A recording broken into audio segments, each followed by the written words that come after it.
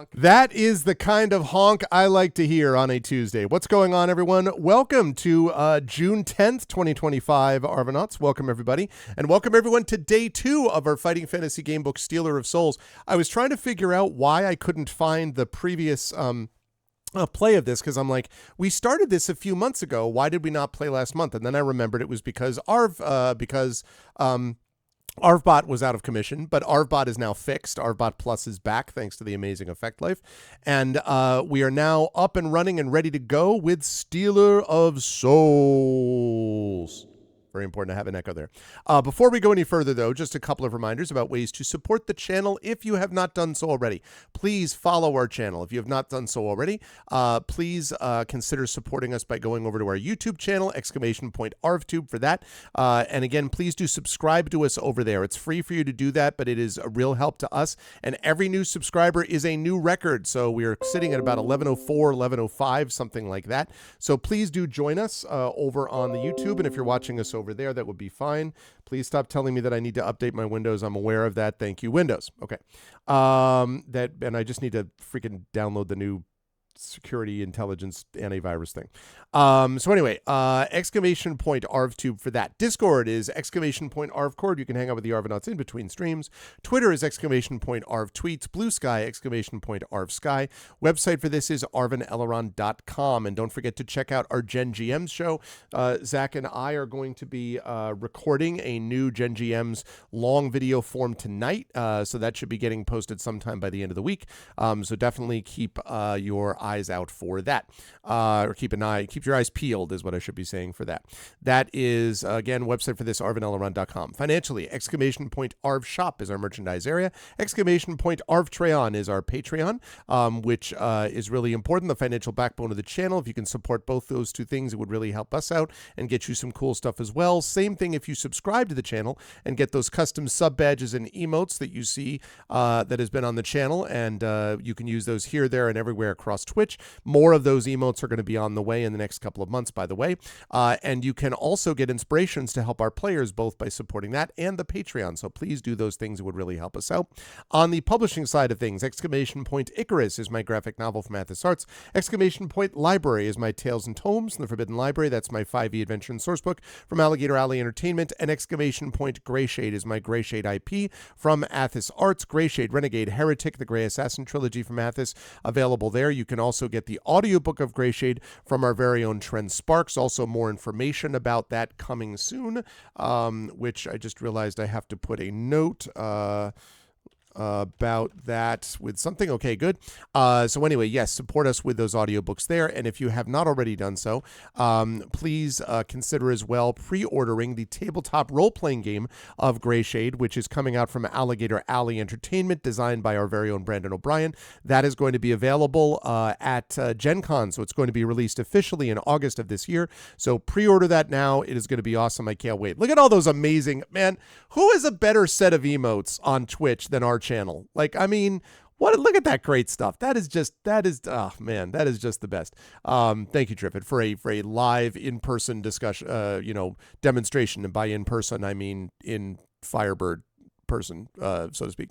Anyway, so yes, !Greyshade there. And if you haven't done so already, please consider as well supporting our various causes. !BLM, Black Lives Matter.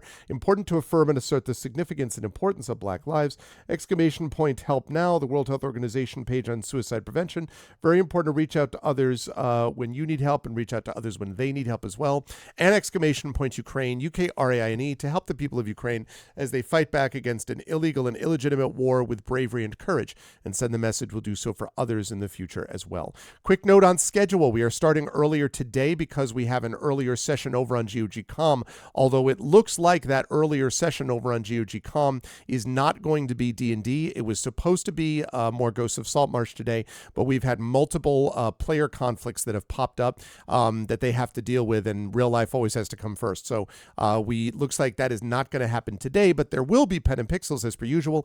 I will be doing more of Expeditions Rome, which is really an awesome game. So I will be over there from 2 to 5 p.m. And then at 6:30 p.m. tonight, I want everybody to know, I am going over to watch a live poetry reading at Black Rock Books. And you may ask yourself, well, live poetry reading, do you happen to know the poet? Indeed, I do. I'm glad that you asked. It is the poet laureate, the student, Bridgeport's first student poet laureate, in the figure of my lovely daughter, who is going to be doing a reading tonight at Black Rock Books, which is very cool because that's the place that I have done several readings of my work as well. So I'm super excited to do that. That'll be happening tonight. We're not going to be live streaming it, I don't believe, but I am going to be doing that this evening, and I just wanted to let you all know. So it's going to be awesome.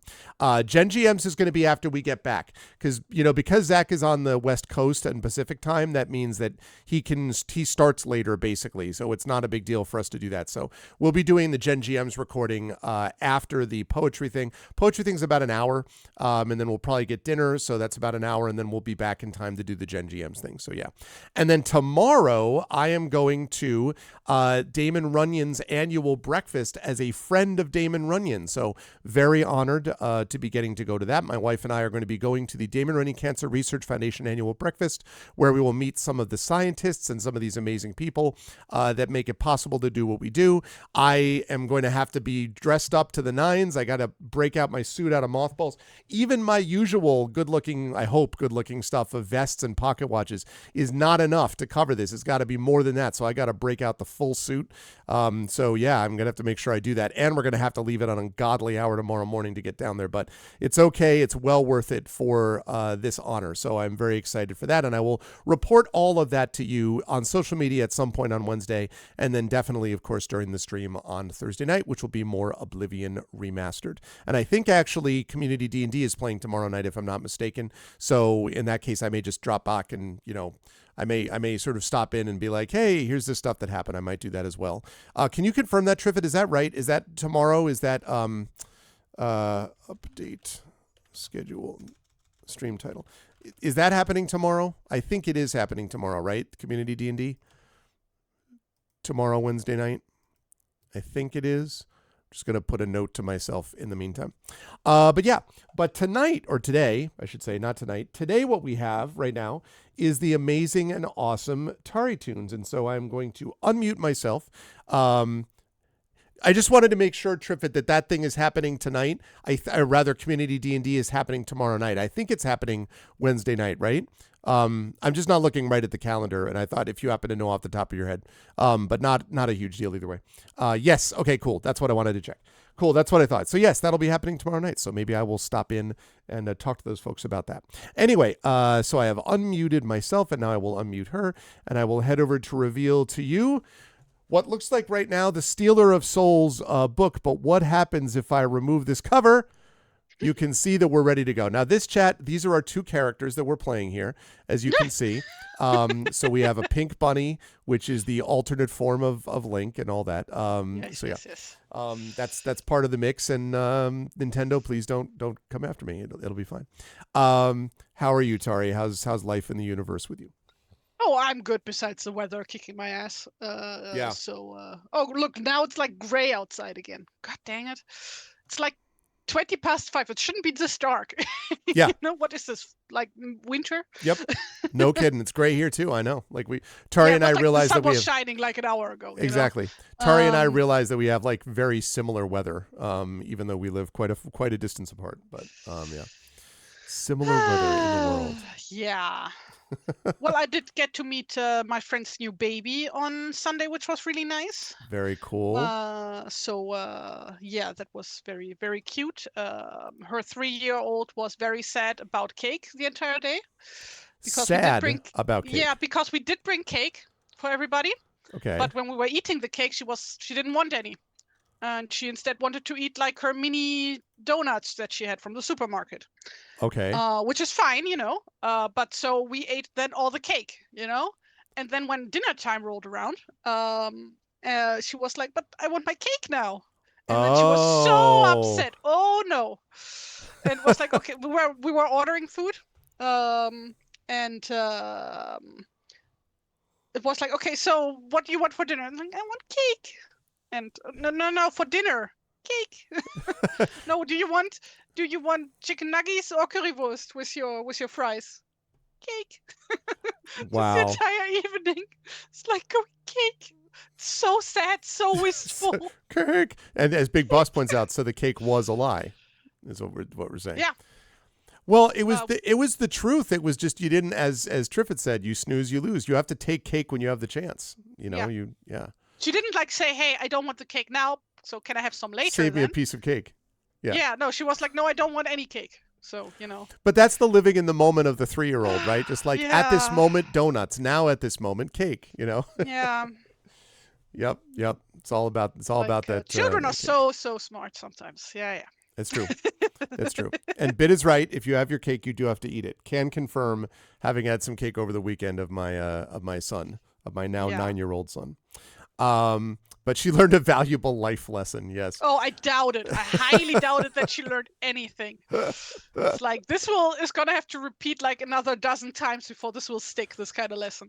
You mean I really don't get cake all the time? Yeah. No, like this, action versus consequences, or Yes. rather, Yes. lack of actions versus consequences. Precisely right. Like that is too complex of a thing yet for a 3-year-old. I feel. It's like it's a fundamental fairness thing, right? Where it's just kind of like, but it's not fair that I don't get to have cake. She's very like, much about fairness right now. oh yeah, no, I mean that's. Oh yeah. Like the stories my friends tells me about like like stuff like so like if dad gets to spend time with the baby, then I get to spend time with the mom right now, right? Even though mom really needs some sleep and vice versa, right? Right. Yeah. It's like this concept is Yep. that Yep. like baby needs more attention right now. Sorry, 3-year-old. Well, I'm here to tell you that Also, you're like the artist formerly known as Only Child. exactly. Is coming through. Yep. That I was just gonna say, like as now that they're 2 kids, fairness will definitely be a thing. But yeah, cake is a fundamental human right. So good to see Big Boss. Hello to Imaginary Exponent. Hello to Cloud36 who says cute bunny. Hello.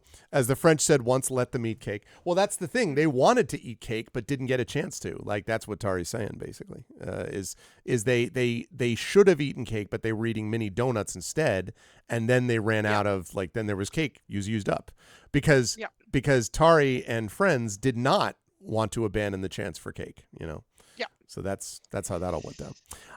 But anyway, well, for those of you who are new to the stream and are like, what are we doing here? Tari and I are doing our long-running series now in which we play a fighting fantasy game book. It's also been Lone Wolf game book. It's been some other game books in the past, but it's been more fighting fantasy than not. From the great Ian Livingston and, Sir Ian Livingston and Steve Jackson. I'm going to be reading, right after I finish Saint Death's Daughter by C.S.E. Koenig, which is really good, by the way. I'm going to be reading Dice Men, which is about the people who wrote these books, actually. I'm looking forward to that book. But this is Stealer of Souls. It is book number 30. Oh, shoot. I don't remember. 30 something. I don't recall what number that we are playing. And we play this book. Chad makes the decisions. And Tari, who is a professional artist of renown, okay, listen, among the Dutch heraldry community, let me tell you, Tari is where it's at.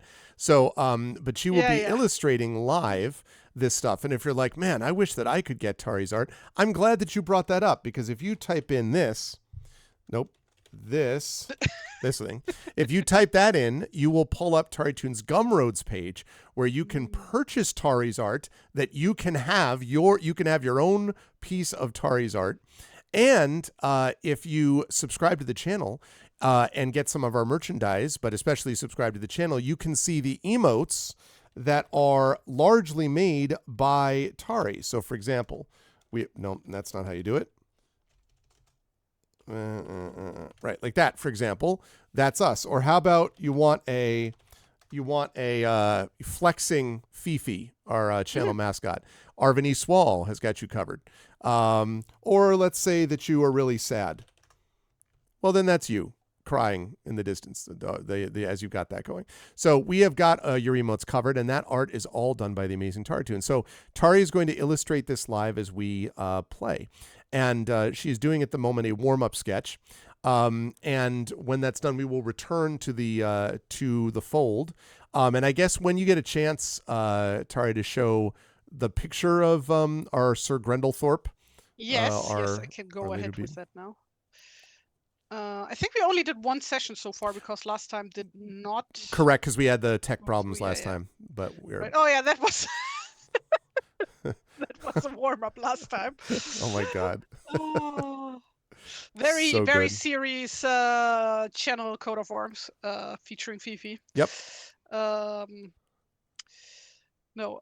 So this is our hero, Sir Grendelthorpe. Sir Grendelthorpe. Yeah. Let's go. And then we fought a giant crab on the sea and went, oh crap. Oh crap. But we clawed our way to the shores, chat, so it was fine. Made it out within a pinch. Well done. I was trying to make we were right on the crustacean of victory, but I couldn't quite get there. Anyway.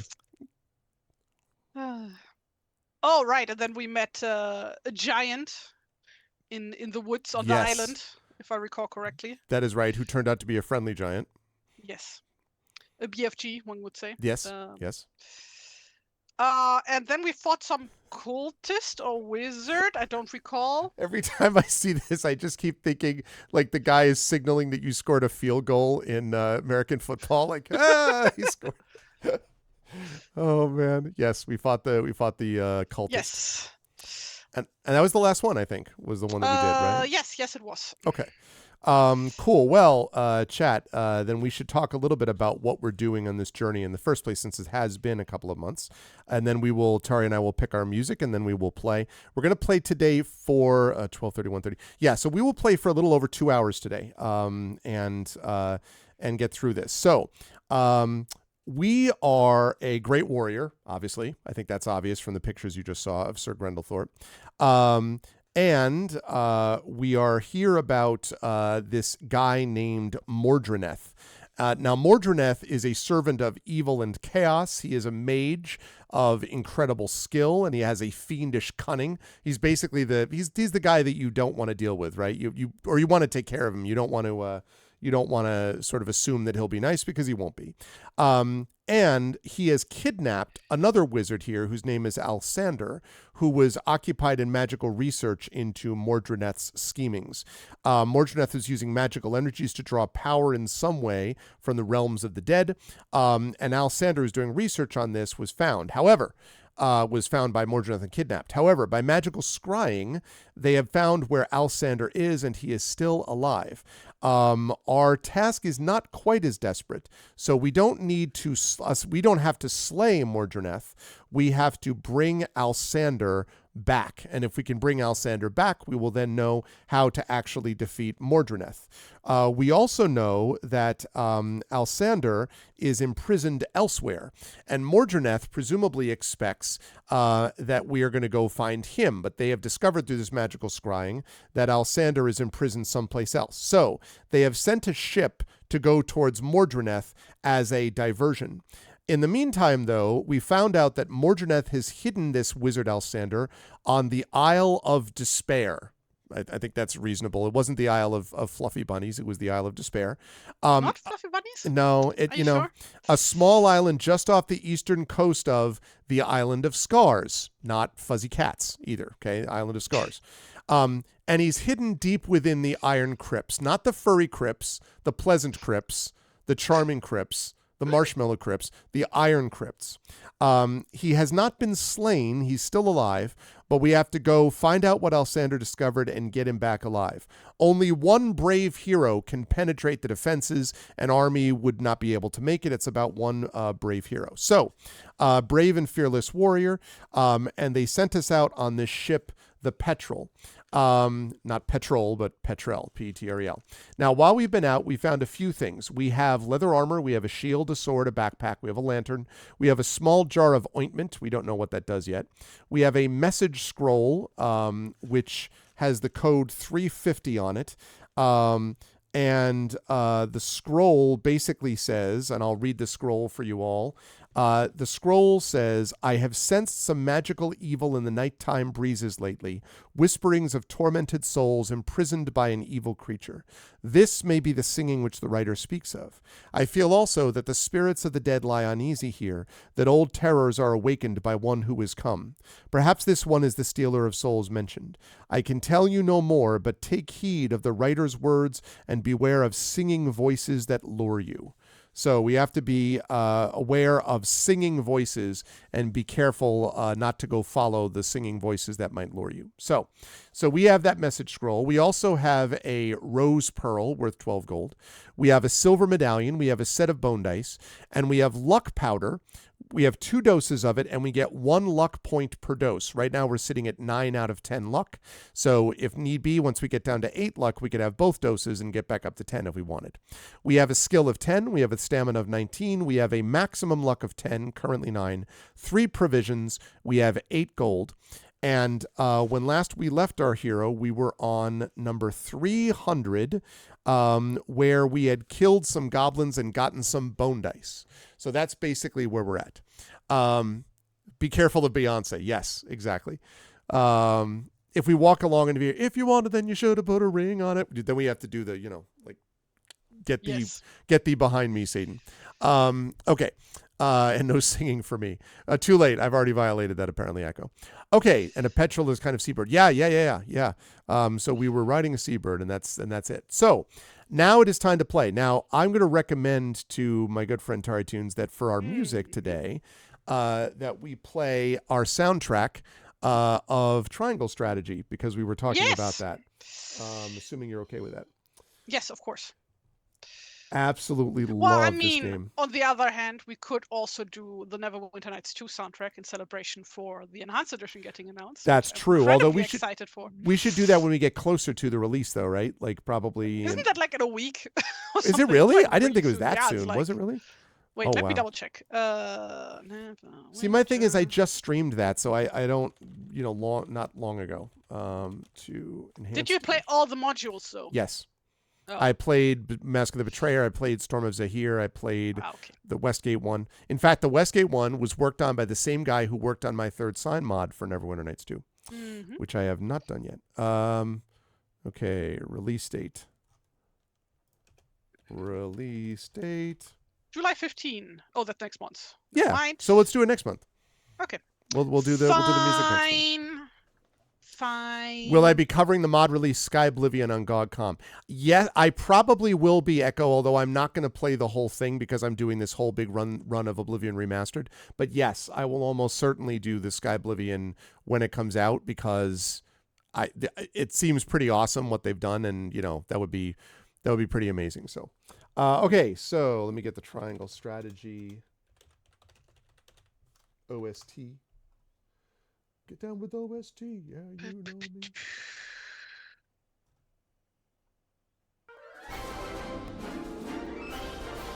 me. Thank you, Nonstop. 94 months of support.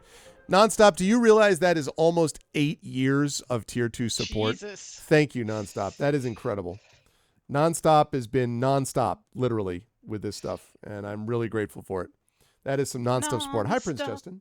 Believing. Exactly. Just hold on to that feeling. Okay. All right. Let's see if we can play that. No. I don't want the commercials. I just want the music, please. Oh wait, this is no. I don't want the extended. Although I like the extended, I want us to actually get through. I don't want the best of Triangle OST. Just give me the freaking. I don't want relaxing music mix. Oh, people, I had to take a screenshot of that one drawing to put on my other screen so that I could see what I'm drawing. It's character reference. To get some sort of continuity with the designs. Okay. I will put the thing in Zoom chat. God, this music is so thing. good. You know why, chat? This is just a lesson to all developers because I'm sure all of them have enough money to do this. Just get a full orchestra, like a real orchestra. It makes such a difference. Oh, man, so dramatic. All right, how does this sound, chat? Is it loud enough?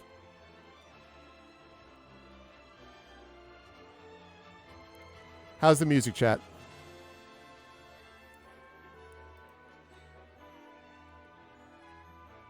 Can everyone hear it okay? Is it too quiet? Could be about 5 points louder. Okay.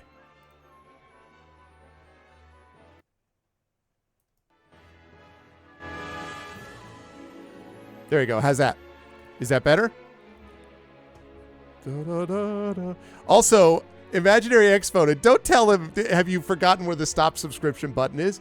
No. Nonstop consciously chooses every month to do it and then put a bunch of emotes because Nonstop is a good person and is nonstop awesome. That's why. Also, High Effect Life. All right. Okay, chat. So we are ready to go. Get your thinking caps on. We got a couple hours here to get our person through. We must save Alsander. No Alsander left behind. Okay? We got to go get Alsander. So let's see. I don't see a stop sign, so I can't stop subscribing. That's it, because he's nonstop. Listen, if he ever stopped if Nonstop stopped subscribing, they would officially be off-brand. They would officially be Yes Stop, not Nonstop, and that's just a lie. It's just, Okay. So, a quick search through the room and the goblin bodies reveals nothing of interest or value save for a pair of bone dice they were playing with, which you've already taken. There are, oh my gosh, it's got very dramatic, this music. There are 3 other doors in this worked stone chamber, and all appear to be easy to open. Will you take... Sorry, I need to go a little lower than that. That's better. Okay. Will you take the north door, the west door, or the south door? So, go north. Oh, sorry. Yep, that's right. Go north, go west, or go south. And let me just double check something before you answer this. I want to double check and see where we came from. So let me make sure that I... Where did you come from? Where did you go? Where did you come from?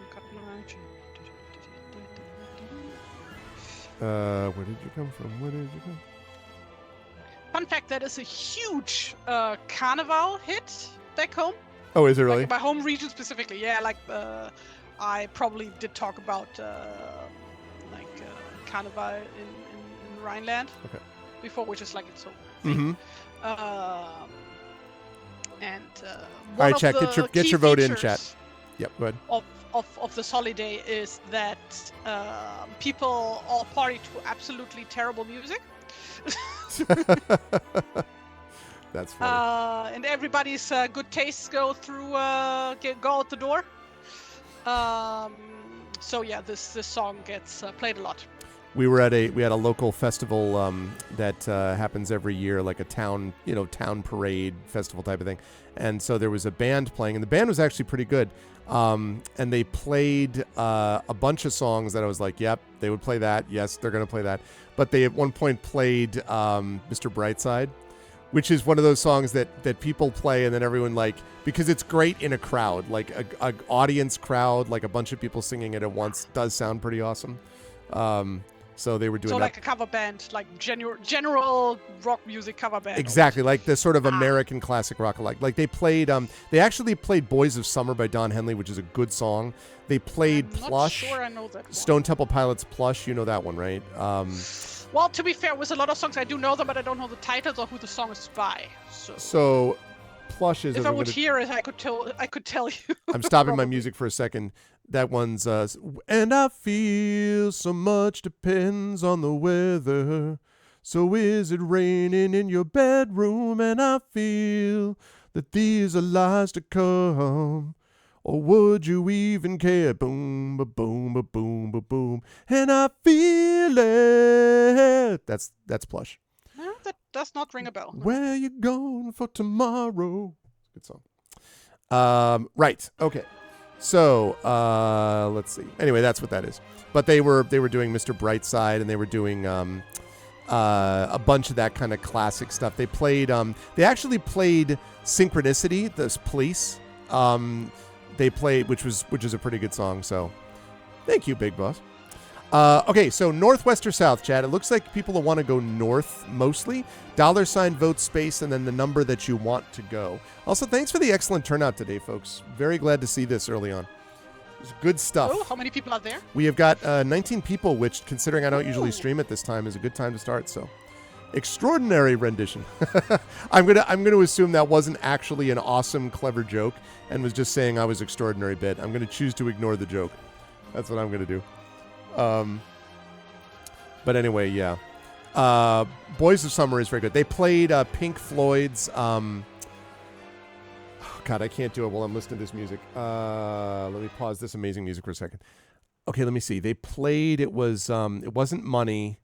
It wasn't Wish You Were Here. It wasn't Comfortably Numb. Brick in the Wall? No, I don't think it was. It was a song that I can't remember. It was a well-known Pink Floyd song, but not those. They did, however, play "Learning to Fly" by Foo Fighters, which is a solid song. They played, what is this by Pearl Jam? And all she taught me was everything with my bitter hands, carved in broken glass of what was everything. I don't remember what the name is, but it was some Pearl Jam song. So anyway, it was a good mix. The name of the band was Ellis Island, and the lead singer, who was pretty good, was last name was Ellis. So I was like, oh, that's all right. I can get behind that. Clever. So, cool. Boys of Summer is a great, legit, not even joking, great song. I totally agree, Triffid. And it's great, I think, because it's so well instrumented that it just has this haunting kind of, just this haunting feel to it. Nobody on the road, nobody on the beach. Best line in that song, I think, Triffid, is, out on the road today, I saw a dead head sticker on a Cadillac. A little voice inside my head said, don't look back. You can never look back. It's great stuff. If you ever get a chance to listen to it, chat on YouTube, and hear Don Henley singing that song, the sparseness, the sound of the guitars, which are supposed to sound like seagulls. If you've ever lived on or near or visited a beach and been there, especially like late summer, early autumn, when people are starting to leave, that feeling of the haunted stuff is just crazy. Really, really good. So yes, we are going to vote. We are already voting, in fact. $ vote space 1 is go north. $ vote space 2 is go west. $ vote space 3 is go south. But it looks like we're going north. I'm going to last call this. Get your votes in now. Oh God, this is such a good soundtrack.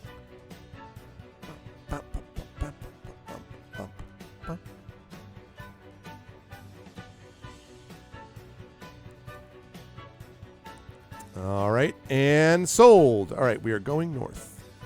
Go north, young man. All right, here we go.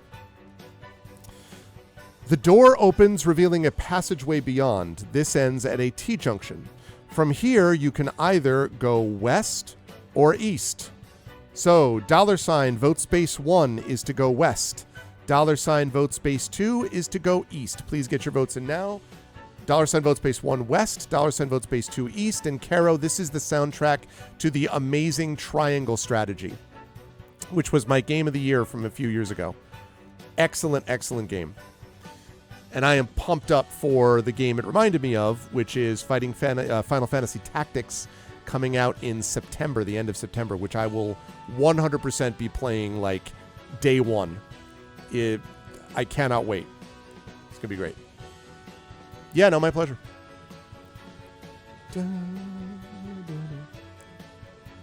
See, I feel like this is where orchestras, truthfully, if you gave them truth serum, most of them are like, I don't want to have to play like Wagner, you know. I don't want to play this, but I get to play a video game. Games. Like last week, we were talking about this. Like Wagner. That's what I'm saying.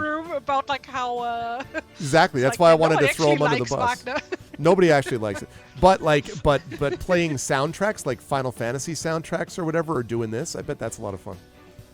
So, Endless Legend 2 is coming out at the end of the summer. Oh, nice. Prince Justin, will you have finished your first game of Civilization, whatever the number is now, by then? Because I imagine you were doing a little bit of the one more turn thing for a while, right? Okay, so we've got 2 votes for West, 1 vote for East. I'm going to last call this. 3-year-old in me says at least someone is having cake. You have abandoned Civ 7? Wow, that's not a good sign for Civ 7. If Prince Justin has abandoned it, oh my goodness, that is not a good sign. That suggests that the game is not up to snuff. Parts of it are not working at all. Oh my goodness. Wow.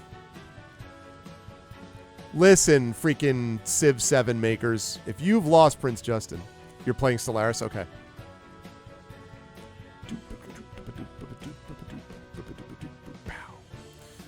All right, and... Okay. We have closed it. We are going west.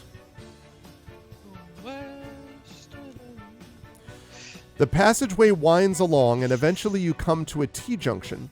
On the wall facing you is a wall carving, which is rather indistinct. So the question is, should we stop and look carefully at the wall carving, which probably says, look at this and turn to stone. No, I'm just kidding. Or should we go north, or should we go south? $sign vote space 1 to stop and look carefully at the wall carving. $sign vote space 2 is go north. $sign vote space 3 is go south. He's become uncivilized. I feel like, Prince Justin is much more of an expert than me. I feel like I liked it before it got to be super 4X-y. So like I want to say Civ 3 might have been the last one that was not like that. And after that, I kind of got a little bit down on Civ. I love the turn-based stuff. I love there were a lot of aspects of it that I liked, but I did not like something about 4X. I kind of bounce off of it. I'm not sure why.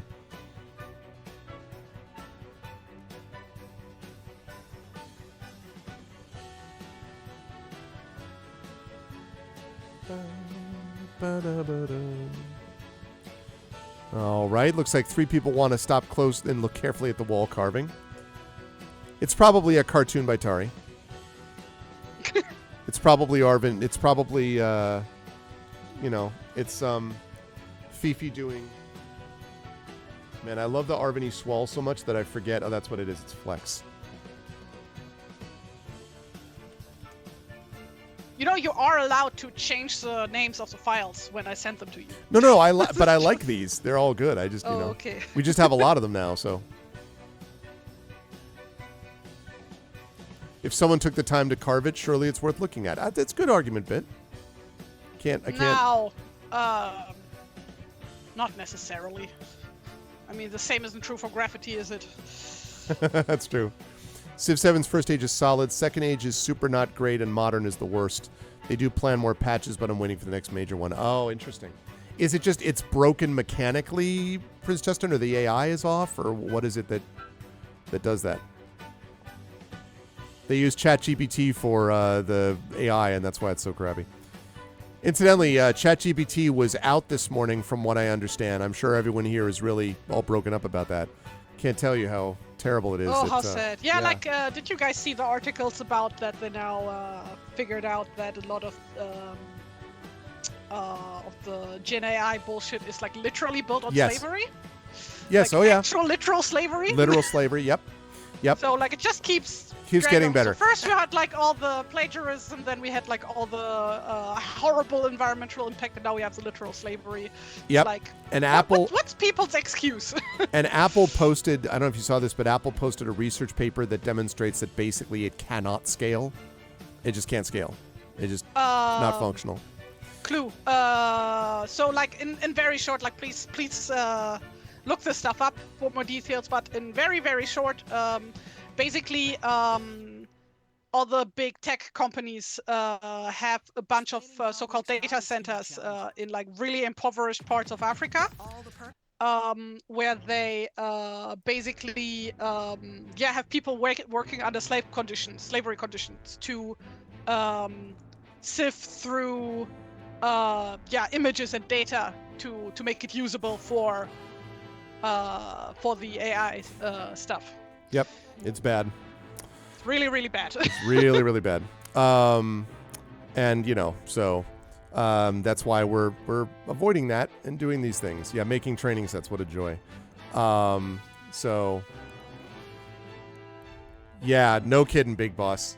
I mean, I will say it is good news to me that there's been so much pushback on this, and I think this feels they are so desperate to be ramming this down our throat in every capacity that they know that they're in trouble with it. Like, it continues to make no money at all. In fact, it loses money. You know that last year, I think we talked about this. I don't want to get into a big thing on this now, but just they made OpenAI last year made $4 billion and spent $5 billion. How do you lose $1 billion when you're making, and the answer is because they're raising capital, but there's zero profit. No profit. It is unprofitable. Oh, Cannot how sad. be profitable. Yeah, I'm exactly. so sad about this. Terrible, terrible. So just so you all know, by all of you being in here, watching us doing this thing with Tari, a real human being, can confirm, have met her, doing actual human Somebody art. who passes for a real human being anyway. Yeah, that's right. As you left, you like. You have not witnessed me doing passing the Turing test. So that's a good point. You could be I could just be Murderbot. a very convincing android. You could be Murderbot. There's no question about it. But I think it unlikely. So there's that. And with me, not an AI person either, you are all joining together to be creative. You're a bot, Clue? Okay, listen, Clue. I'll accept that. Are you a bot that believes in creative expression? Are you a creative expression bot? Know what I'm saying, Clue? That's the key. Okay, so here we go. The carved, and so you decided to look at the wall carving.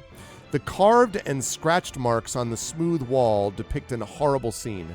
A man in black robes stands over the body of an elf, and his outstretched hands seem to be conjuring something from the head and heart of the body.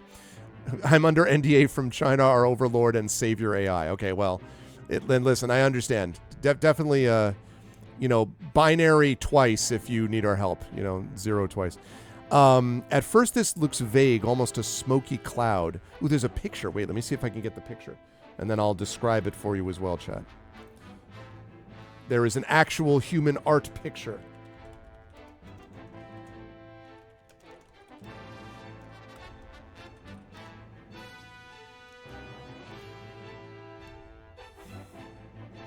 Is there?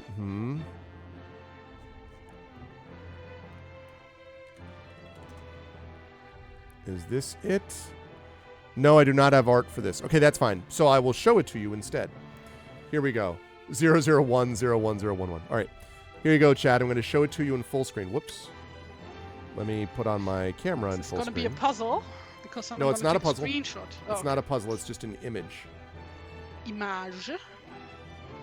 That is the carving that you see. Ooh, pretty. And so that carving that you see right there, at first this looks vague, almost a smoky cloud, but as you look more closely, you begin to see the outline of a venomous spider with wings taking shape in the cloud. Fully formed, the spider strikes fear into your heart. Somehow you know this is a dreadful enemy. Deduct 1 point of luck. Oh no! Now will you, and then it gives us a chance to do some things. So the question about what we want to do here is, we're not going to say west. Oh, because we could do the other one. Okay, I see. So we deduct 1 point from the luck. So before we go on, chat, we do have luck powder, which can get us back up to 10 luck. Do we want to take the luck powder? And you could just tell me this in chat. Should we take the luck powder, our 2 doses, so we go back up to 10 points of luck? So what do we think? In Ham, there are ones that make you lucky. It's true. Well, 10 is... So, like, right now, the way that testing luck works is you roll 2 dice, 2 6-sided dice, and you're lucky if you hit the number or less. But every time you test your luck, whether you're lucky or not, a point is deducted from luck. So right now we would be lucky on an 8 or less. So the higher your luck score, the more likely you are to be lucky, basically. So Caro says, yes, we should take the luck powder. Echo says no, Bit says yes. If we do it for every single little thing that happens, we'll be out of luck. Well, how about a compromise, Echo? Say keep it above 8. How about a compromise then? How about we do 1 dose? How about we do 1 dose, which brings us to 9 points of luck, and we save a dose of luck for later. What about that? How's that sound? Imaginary says to keep it. Echo says no. Imaginary says keep it at 8. Okay. All right, so we'll keep it at 8. So when we get below 8, we're going to have this discussion again. That's fine. All right, so now that we've done that, our choice is, with that extra luck. What's up, Dragon Spear? How are you? Okay, so now the question is, chat, do we go north? Whoops. Do we go east? Now, I will say that if we go east, or do we go south? Now, I will say that if we go east, that is the way that we came from. However, there was a T-junction. Remember, we were in the Goblin Room. We went north. We came to a T-junction that went east or west, and we chose to go west. If we go east, I took a look, and it says that if we go east, it doesn't bring us back to the Goblin Room. It just keeps us going right back in the other direction. So basically, if we're going east now, we're going to go east past the Goblin Room. So do you want to go north from this T-junction? Do you want to go east from this and go back and go past the Goblin Room and go east? Or do we want to go south from this T-junction? So $ vote space 1 is north from this T-junction. $ vote space 2 is east, which means going back towards the Goblin Room and past it and continuing to go east, or go south from this T-junction. What's it? That's true effect. So for reference, we are inside like a dungeon right now? That's right, yeah. Or... Trying to fight. That's right. Okay. Trying to make our way to Alisander, the wizard that we're trying to rescue. And that's a also, good point. How do you feel about my drawing? Oh, sorry. Let me get the. I was pulling up this other stuff, so let me pull this back. I wasn't conscious of the fact that Sir Grendelthorpe needed a little bit of juice, but sometimes you need that. Everybody needs to stay hydrated. No, that's right. Especially when you're wearing full armor. That's a good point, and it's successful through the armor. That's what I like. Also that the gloves, that the gauntlets are they look like mittens, but they're just enough to hold a juice box. Oh, that's just how they were actually in the early Middle Ages and stuff. Yeah. And prior. Yeah. No, I know, they but I actually meant were holding just the juice gauntlets, box was the funny part. mittens. Yes. Oh yeah. That's very awesome. I love it. Thanks. So Grendelthorpe's sucking down the juice. So he'll be ready to go, Chad. He will be the apple of our eye, so to speak. Like basically, I think most, if not all, male gauntlets are mittens. Like usually, but later on, stuff gets replaced with plate. I was thinking about the stuff that there's the cover, the top, right, looks like that, but then the underside is actually fingers. You know what I'm talking about? I don't know what the official term for that is, but it's like top looks almost like mittens, and it covers the fingers. I know what you mean. Yeah. Yeah, I mean those probably also exist, but it's mainly mittens and it's easy to draw. So. Yeah, I love it. I love it. It's awesome. Okay, so we can go. So that's drawing number 1. That's not the warm up anyway. Okay, so north chat is $ vote space 1. East is $ vote space 2. South $ vote space 3. You tried to make chain gloves. It's very difficult to make them flexible enough to grab a weapon. Yeah, I can imagine. Clue to vote. It has to be $ vote. The word vote. $ vote. And then space and the number that you want to vote for. There you go. Perfect. Da, da, da, da. This is Grendelthorpe after having the juice box. He's like, duh, I am ready now. Grendelthorpe is prepared. We have sugar now. We have hydration. Exactly. We're good to go. You fool. You should have attacked him before he had the juice box. Magic potion. Oh, that kind of, in some way reminds me of Little Gator game, if you ever played that. No, I don't even know what that is. Oh, that's it's on the Switch. I'm assuming it's also on other platforms, but it's basically this it plays like a 3D Zelda, but it's like really, it's basically you're playing a little kid playing pretend in a park. Oh, that's cool. It's super cute. It's super, super cute. So like, I'm just like thinking, yeah, like I guess like in that kind of setting, a juice box would just be a mana potion, you know? That reminds me vaguely of Costume Quest, if you've ever played that. I have not. It's like a Halloween. I think there's a Costume Quest 2 now, but it's like where you're walking along and there's like creatures to defeat, and it's on a Halloween where you're going out and getting candy and stuff, and you play kids in costume. Cute. Yeah, it's pretty cool. All right, last call. And all right, we are going north. All right, chat. I agree with this decision. Trying to stay consistent. Okay. The passageway extends at a door facing you. Even from outside, you can detect a rather unpleasant fetid smell. You hear a faint scratching and scrabbling coming from behind the door. You can either open the door and see what lies beyond it, or retrace your steps back south. All right, chat. $ vote space 1 means we open the door to see what lies beyond this place with a fetid smell, or retrace our steps back south. $ vote space 1, open the door. $ vote space 2, go back south.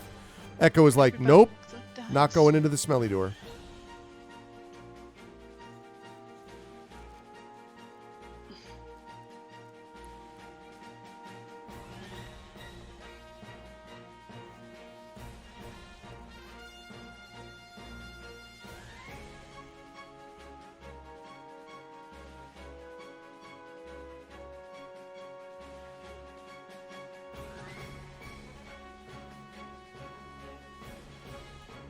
The vote video capture, it is on my end, Bit. You might want to refresh.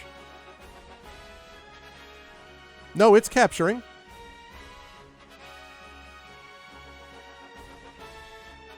It's capturing on my end.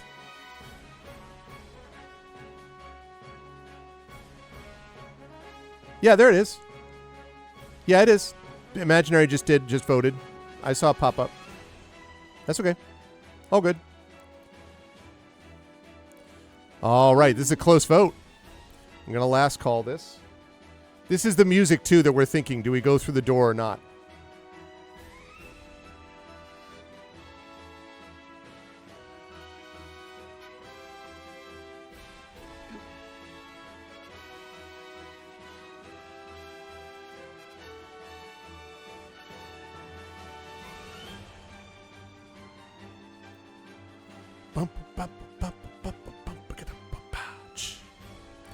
All right, going once, going twice. All righty. So we have decided to open the door. The door opens into a cluttered, filthy, and reeking chamber. The lair of two ratmen. Ratmen. Gleefully, they grab their swords, which are stained with filth, and attack you. The smell here is so repulsive that for the duration of this combat only, your skill score is 2 points less than normal due to your nausea. Do not change the skill score on your adventure sheet. This is only a temporary alteration. We have to fight the rat men one at a time. Rat man living in the city. Okay, rat man.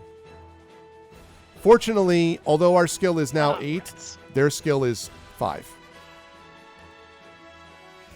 Rat man the second. I called him that just because I thought it was funny. 5. Stamina. 6. All right. So thoughtful of the rat men to queue up to fight as well. There's not a lot of room. I guess that's why they're thinking of it this way. All right, so it's time to battle these rat men. Now, well, I mean, you already made the Batman joke, and it's like just like the Arkham games, right? Where yeah, the enemies also you take one after the other. That's probably a good point. That's true. Or like, you know, some Bruce Lee movies, I suppose, where they like conveniently wait. Although he would have defeated everyone. My algorithm has been feeding me some Bruce Lee fight scenes recently, and God, is that guy amazing. All right. Okay, so here we go, chat. We're going to start with this. Who would like to be able to roll the dice? Now, Echo has done it in the past. Echo, are you going to be once again doing the dice thing for us? or not. What say you on this? Okay, Echo is going to do it again. So you're going to be rolling 2d6 and you're going to be adding 8. I am going to be doing the same for the Ratmen. So the first one is 11. So we just need a 3 to tie, a 4 to beat. Bringing forth the cursed dice this time. They've been singing. Now, see, there you go. You rolled a 13, so we hit the first Ratman. Okay, this time, you try hard this time. 16, 5 plus 6 plus 5. All right, so we're going to need a 8 to tie, a 9 to beat on this second one, Echo. We beat it with a 17. All right, he's down to 1. And now I'm going to roll again. He gets a 13. So now we just need a 5 to tie, a 6 to beat this first Ratman. And a 14 is enough. Okay, the first Ratman goes down. Now it's the second Ratman. So far, we haven't had to cheese this fight, Chad. I'm very proud. That's mice, not rat, Gregory.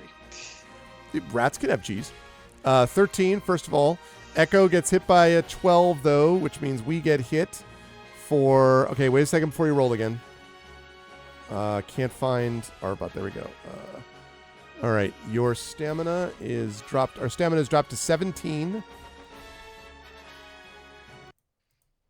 What is going on with this thing? Here. Why is my thing not updating? Okay.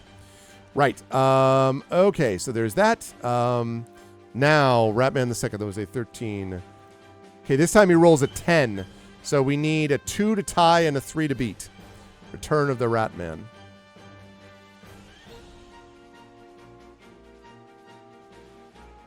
Okay, we rolled an 18. That definitely beat him, so he's down to a 4. I don't know why this is doing this right now. But, okay. Now, I forgot to put this up there. My bad, I hadn't put that on chat. Okay, 11. So now we just need a 3 to tie, a 4 to beat on the second time, this next roll. Ba-ba-da. 14, that is enough. Okay, and now he rolls a 14, so all we need is a 6 to tie and a 7 to beat this second Ratman. That's all we need. Bum, ba-ba-da.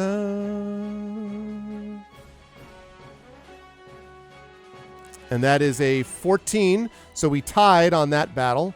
So this next time he rolled a 10, so now we just need a 2 to tie and a 3 to beat. To beat Ratman the second.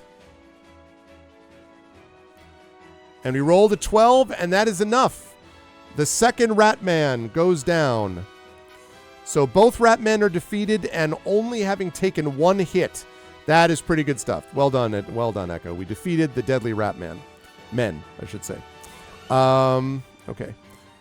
Just by a whisker, but, you know, it was really a powerful tale. So good work. And no need to have to re-rodent that fight. The Ratman's room is quite disgustingly dirty and littered with debris. Woof. No, squeak. You can see nothing of obvious value or interest lying around here. Nor are there any doors or passages leading from the room save for the one you entered by. Would you like to make a thorough search of the room or leave? All right, chat. $vote space 1 means we make a thorough search of the room. I mean, we are here, after all. $vote space 2 means we go get out and head back. So $vote space 1 means thorough search.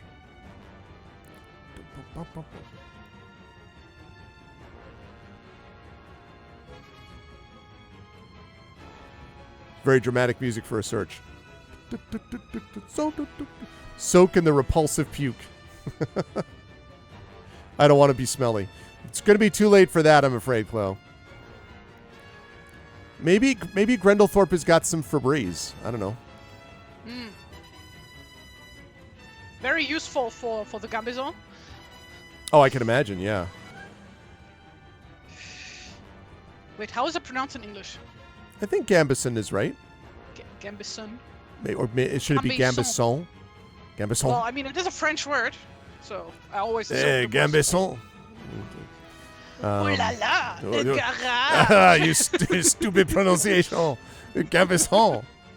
No, don't you know that Simpsons episode? I don't remember which character says garage instead of garage. No, no. And I haven't Mo seen that gets one. like really offended. Like, ooh la la, a garage. That's funny. No, I haven't seen that one. Okay. Ancient episode, ancient. Last call. Well, that is an ancient show. Been around a long time. Okay, going once. Going twice. All right. We have done it. You have decided to do a thorough search of the room. Getting incredibly filthy, you collapse and lose 10. No, I'm just kidding. It takes you some time to search through the muck and clutter, and you are weakened by the foul atmosphere. Deduct 2 points from your stamina. However, your search is rewarded. Okay, so let's Find a juice box. go. You find a juice box. You find an extra straw. You find 2 gold pieces that the rat men had hidden. Okay, Cool. 2 gold pieces. Money. Money. Cash money. And also a backpack, taken no doubt from some adventurer fallen victim to the rat men. Inside it, you find a grappling iron attached to a rotten, useless length of rope which you discard. I'm going to assume that means that we don't have a rope, but we do have the grappling iron. I'm going to guess. Nice. I don't know if that's true, but I'm going to write that down. But we don't have the rope because that's useless. Grappling iron. And a blue silk glove in perfect condition. On the palm, you notice an embroidered motif of 2 intertwined snakes coiled around a staff bearing runes. The glove fits your left hand perfectly, so you slip it on, recover 1 luck point. So you were right, chat. We got a luck point back. Does it fit like a glove, huh? It fits exactly like a glove. It's sequined, and it's your left hand only. And then you're like, hee hee. No, it's Michael Jackson. No. Add both these items to the list of equipment. Oh, nice. So it was those 2 things. Okay.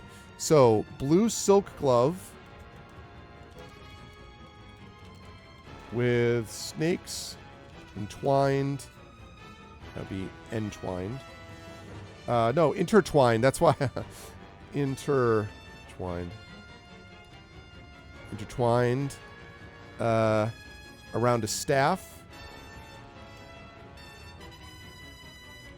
Around a rune staff. All right. Grappling gun. Yeah, unfortunately not. But we did manage to get a blue silk glove. We got an extra luck point. So pretty good, chat. All right. Now we set off back to the south. But first we get rid of this ridiculous ad that I don't want to hear about. We're just going to do that. There we go. Perfect. Awesome. You set off back towards the south and return to the junction where the wall carving faces an eastward passage. Unfortunately, you look at the carving and lose another luck point. No, just kidding. You don't do that. Will you take the passage leading east? Now, remember, the passage leading east is going to bring us past the goblin room and continue down east. So we haven't gone that way, but we came out of the goblin room and turned west. This would be bringing us back east. Or do we want to take the passage leading south, which we have not gone down yet? So $ vote space 1 means we go east, which means we go back past the goblin room and on down the hallway. Or do we go south from here? That's $ vote space 2. Now you just need to learn the secret handshake with the glove. That's true. You know, another scene that I caught a clip of just the other day was the Alec Baldwin Shadow, the movie The Shadow from the mid-90s.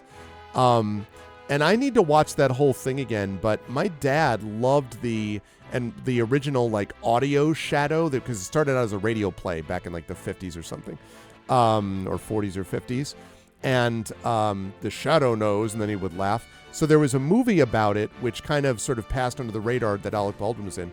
There's some cool scenes in that. So, yeah, that's right. That's right.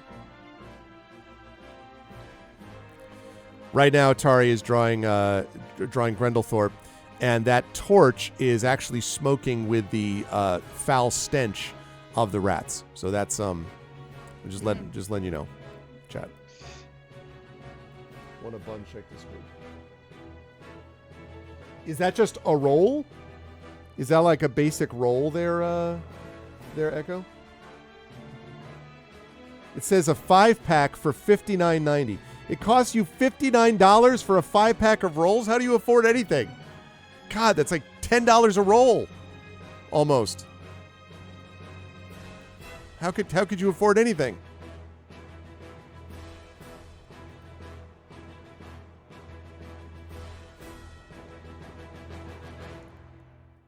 Dramatic sounds. I'll bet it's delish. Yeah, I'll bet. Okay, so it looks like people are going to want to go back to the east. Okay, so again, $ vote space east will bring us past the Goblin Room, or we can go south from here.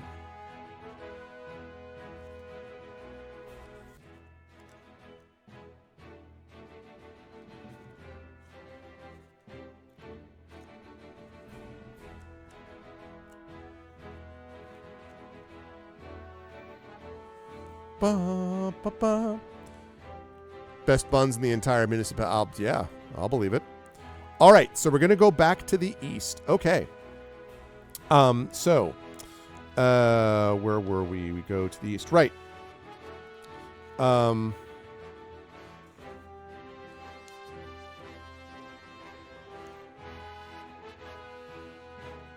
Whoops, I lost my spot. There we go. We did this. Right. Following the passage east, you ignore a turning to the south, which you know only leads back to the Goblin Room, and you pressed on eastwards. Okay, that's what I thought. All right. The light in the passageway seems to grow a little brighter as you make your way along, and you observe that ahead it turns north. Peering around the bend, you see that the passage opens into a lit chamber. Inside the chamber is a table bearing gold, which gleams in the light of an oil lamp fixed to the wall above, and there is a door in the west wall of the chamber. However, you can also hear someone, or something, lumbering about in there out of sight.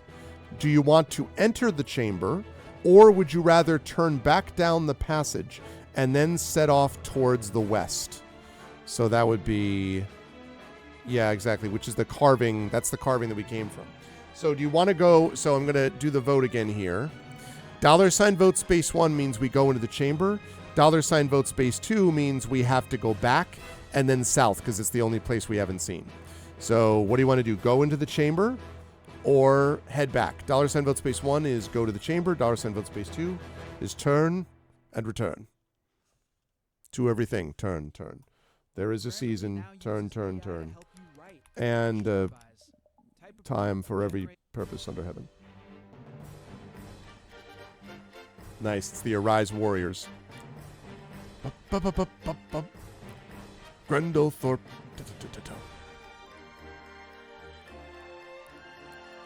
I keep looking at that, Tari, and keep thinking that he's holding like a doll, and then I realize it's the hilt of his sword. But it was very cute. He's like, I have my doll. Oh, and then I'm like, oh wait, that's a sword. So the vote is whether you want to go into the chamber where there is gold on a table, and there's a door in the west wall of the chamber, but there's also something lumbering about in the chamber out of sight. His stick doll, exactly. So $ vote space 1 is enter the chamber. $ vote space 2 is go back.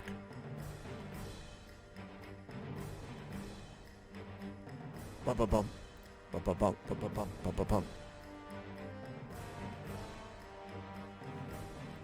Boo, boo, boo, boo, boo.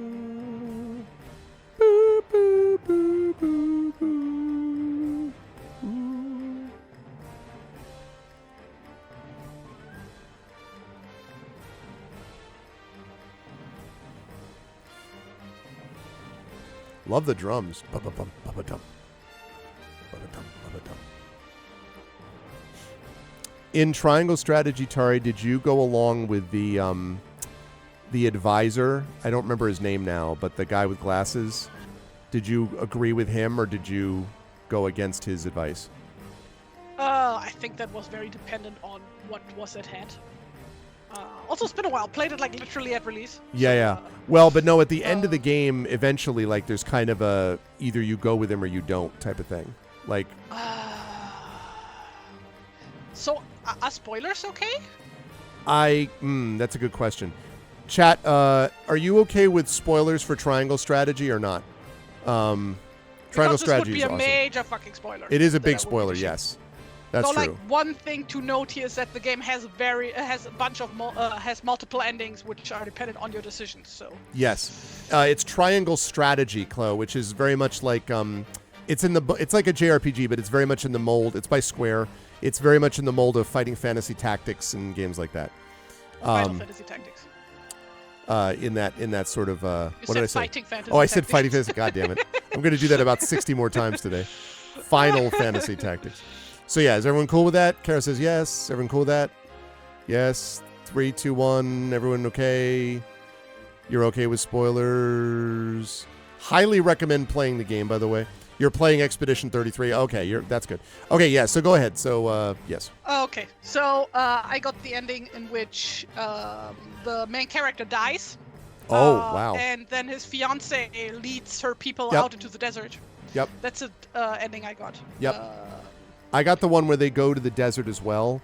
But I ended up sort of taking sides against the main advisor. So there's a big battle against him, which was a shame because I was like, oh man, I kind of, Yeah, I don't remember what his standpoint was, to be honest. I think it was that he wanted to basically try to ally with the current leading force and not go against them, because it was one of those like, we're not going to win that battle, and the main guy's like, I don't give a damn if we're going to win it or not. Like, this is the right thing to do. And the glasses guy was always like, what's the most strategically proper thing to do or whatever. So very good game though, Chad. I Like see. if you like JRPGs, and or if you like strategy, and certainly if you like both, it is a game that is worth your while. It's also very much in the mold of Ogre Battle, like Ogre Tactics, or oh god, not Vagrant Story, a Front Mission. If you did like any of the front missions, which are basically like tactics with mechs, it's got that kind of tactical gameplay, but it's like very good story. Okay, so Chad has decided in its infinite wisdom to go into the chamber. Now I need to play the game again also so that I can get the true ending, which you can only get on replay. Right, which I honestly did not. I don't think I did. I couldn't play it again. It's too many games. It was great. Okay, you enter the lamplit chamber. Unfortunately, you bump right into the occupant who is about to set off to bully a few goblins. You gaze in open-mouthed surprise at each other for a moment, and then you take a swing with your sword as the quick-witted, ugly, dark brute of an ogre sets about you with his club. All right, so it's an ogre. But this fight is not ogre, chat, because he's got a skill of 8 and a stamina of 10, and we are back up to our skill of 10. So I will roll. He starts with an 18. Echo, if you would, 2d6 plus 10. We need an 18 to tie, a 19 to beat.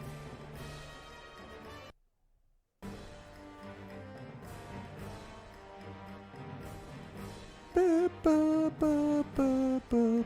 15 is not going to do it. We get hit for 2 points of stamina. That's all right. That's all right. We're just getting our sea legs. Okay, he rolls a 14 this time.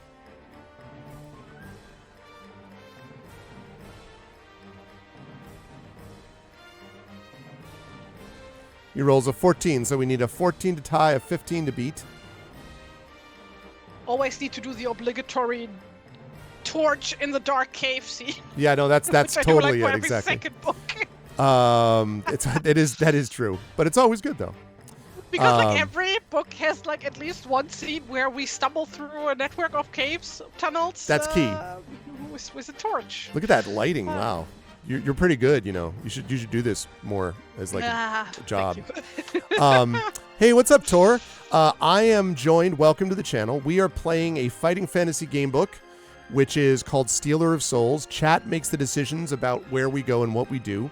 But we are playing through this game book, and it is being illustrated by the extremely talented TariToons. And you just saw another picture from Tari, and Tari's going to make another one whilst we fight this ogre. So welcome. Yeah, exactly, Big Boss. You're pretty good. You rolled a 20, so that hits. So the ogre is down to 8. Yeah, I made that adjustment. My bad. Okay, Big now... Boss, you're the wrong character. You're not Ocelot. Well, I guess like he also says that, Big Boss, and then Ocelot just quotes him. That's all he does, exactly. Never mind. An 11, this time he rolls Echo, so all you need is a 1 to tie on 2 dice. I think you probably got this done locked down pretty well. But roll the dice anyway. So we can get up to the next battle against this ogre. This guy is ogre. Okay. All right. We do hit him. Well done. He's down to 6 stamina. Now, oh, geez. Now he's really mad. Ogre comes up with his club. Big blow comes down on your head with a 19. We need a 9 to tie, a 10 to beat. We need a Dark Souls roll here, Echo. Need a Dark Souls roll. 17 is not quite enough. We got hit by the Dark Souls roll, unfortunately, and so he has struck us for 2 points of stamina. We're going to have to take provisions after this, I think, chat, because we're down to... We're down to 11. 11. Okay, 18 is what he rolls next. You brought the curse dice. Well, you wiped out the rat men, though. 20, look at that. No cursed dice right there. Look at that. All right, he's down to 4 stamina. This time he rolls a 15. We just need a 7 to tie, an 8 to beat. Oh no! 2 1s. We got hit that time. All right, we're down to 9. It's okay. It's okay. As Effect Life's numbers show, we're still only in the yellow range. We're going to have to take some provisions after this. Okay, 15. 15. Also, all we need is a 7 to tie and 8 to beat. Okay, I'm going to need you to stop rolling double ones. That's going to need to stop. This time he rolls a 10. He rolls a 10. You just need an 11 to tie, a 12 to beat. There we go, 14. All right, so he's down to 2. All right, we just need one more hit on this guy. He rolls an 18. Oh, he's going to try. He's going to try here. He's a try hard. All right, we need a 8 to tie, a 9 to beat. You can do it.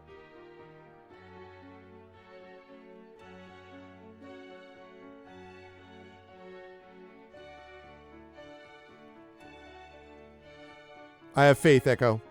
8 to tie, 9 to beat. A 20. See, there you go. Down goes the ogre. All right, good stuff. Chat, I'm going to strongly advise that we take 2 provisions here. That's 4 points per provision. So it would be 1 provision here and 1 provision on the next part of the page to bring us back up to 15. That'll leave us with 1 provision, but we would still then, even then, we'd be 4 points less. So can we eat provisions to bring us down? And we'll still have a provision left over. So we'll have like... No, Echo, we're at 7 points. We have a total of 19. We're down to 7. Because you can't eat in combat, remember. We'll live. Skill issue. Skill issue. Caro Imaginary says yes. Echo says no. Anyone else want to weigh in?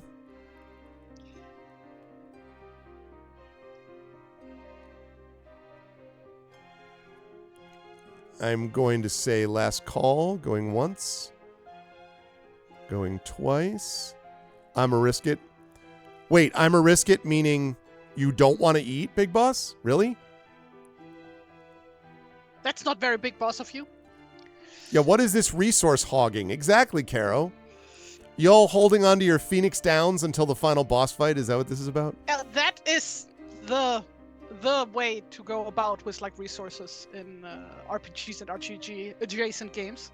It's like you gather all the potions and whatnots, and you never use them because you might need them. So you don't even use them in the final battle. Because what if you need them afterwards? Yeah, exactly. Right, exactly. What if I need them for the epilogue? This comes down to not having cake. No, but this is the thing. See, Big Boss, now you have to have cake. This is not having cake because you didn't get to have it before, so now you're not going to have it now. There's cake.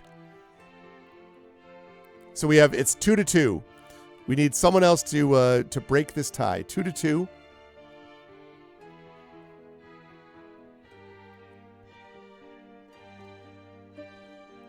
Eat or do not eat. We need someone to break this tie. It's funny. This is the scales of conviction music. We do have more for later. Exactly. We have an extra provision even after we use these. Scales of conviction is where everyone is making their decision about what to do.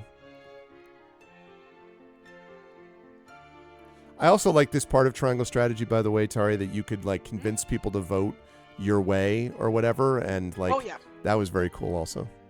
Yeah, I also really liked because like one of my big gripes was these like party-based games where like you have to like relationship systems going on of various kinds. That like a lot of times the characters don't really have agency of their own, right? And it's really immersion breaking. Like I know Baldur's Gate 3 has that problem big time with Will. Where he's like basically a complete like he just does what the player tells him to do, which is so stupid. It's like, you are a grown-ass man, you can make your own decisions. Because like and there's even in Expeditions Rome that I'm playing right now, you can have things where they will approve or not approve, and sometimes they get mad enough they might even leave, so there's a little bit of that vibe. But okay, Trivet says eat, so we are going to eat. So the yeses have it. So 2 provisions, which is going to bring us back up to 11. Should be 15 total. Okay. Stamina 15. I am in agreement with this process. Okay. What else does it say after having 1? The ogre's chamber is clean and well furnished by ogreish standards. You take the 3 gold pieces from the large table, add these to your treasure on your sheet, and look around.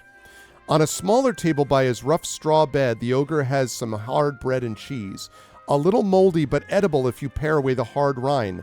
There are sufficient provisions for 2 meals here. You may take this food, add 2 to your provisions. Let's go! All those who voted eat, you were correct. It was right to do so. Ha ha!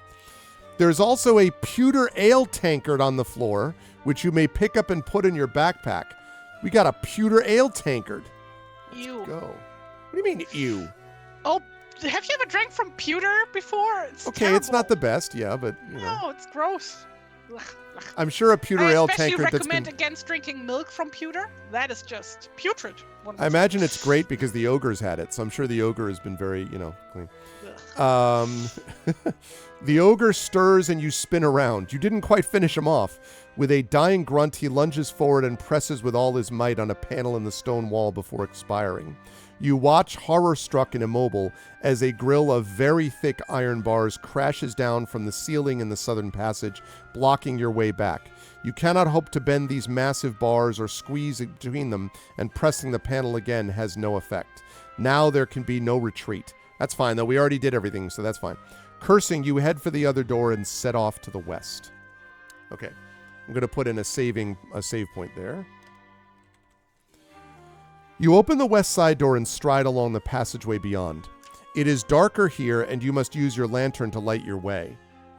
I looked over to see some amazing drawing. I'm not even going to comment on it yet. I'm just going to wait till Tari does her magic.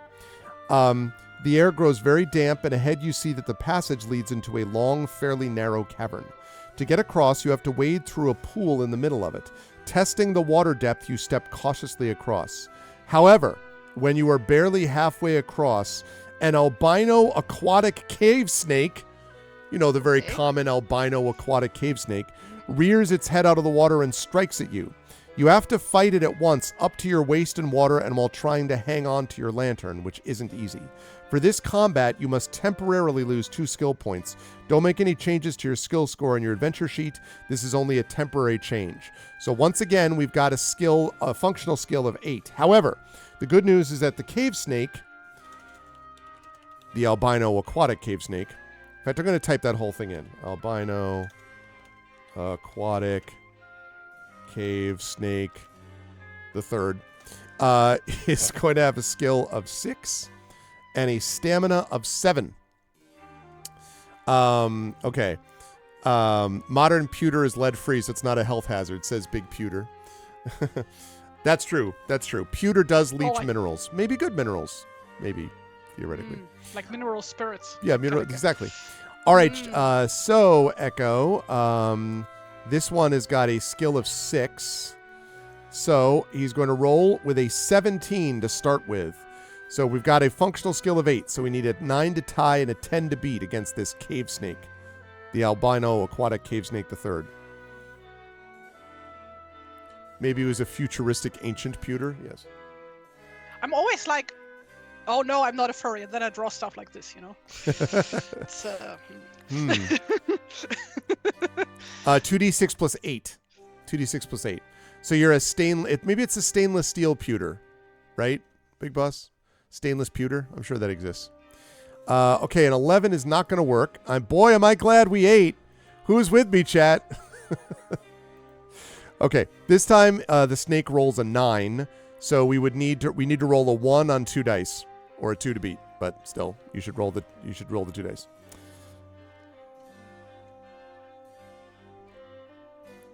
Ba, ba, ba. 13 will hit. All right, his stamina is dropped down to 5. Excellent. He rolls an 11. So now we need a 3 to tie, a 4 to beat on this one.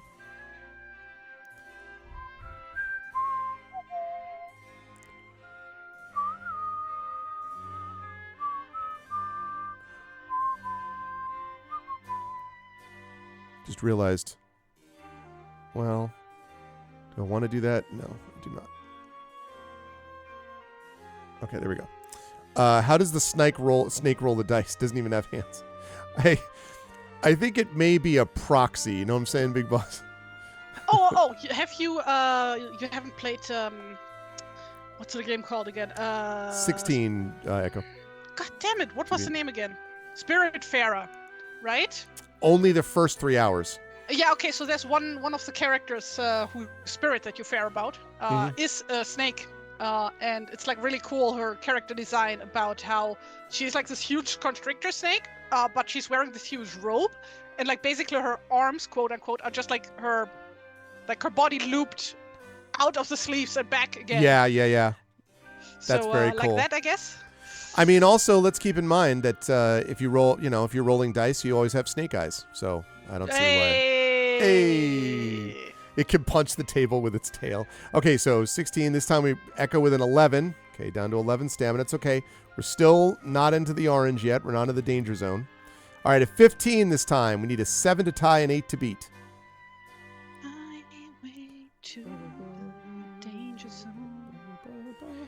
Tie. Okay, so no harm, no foul. This time he rolls a 13. So we need a 5 to tie, a 6 to beat.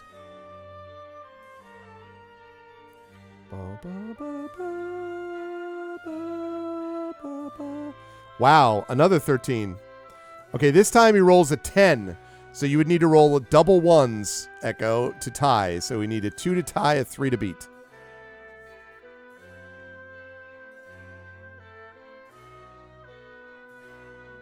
You can do it. 15. There we go. All right, we hit the snake. He's down to 1 point of stamina. So he rolls a 13. So we need a 5 to tie and a 6 to take down this albino aquatic cave snake the third. And Echo does it. Success. There we go. Perfect. Well done, Echo. We got hit, I think, twice. So good stuff. Despite fighting in the water and holding a lantern, we managed to do it. You complete your crossing of the pool and set off along the passageway beyond. It is still dark, so you must use your lantern. Water drips from the ceiling, and thick-hanging stalactites make progress slow and difficult. As the passageway bends to the south, a stalagmite formation on the floor catches your eye. It is clearly unusual in shape. Do you wish to stop and examine it more closely, or press on to the south?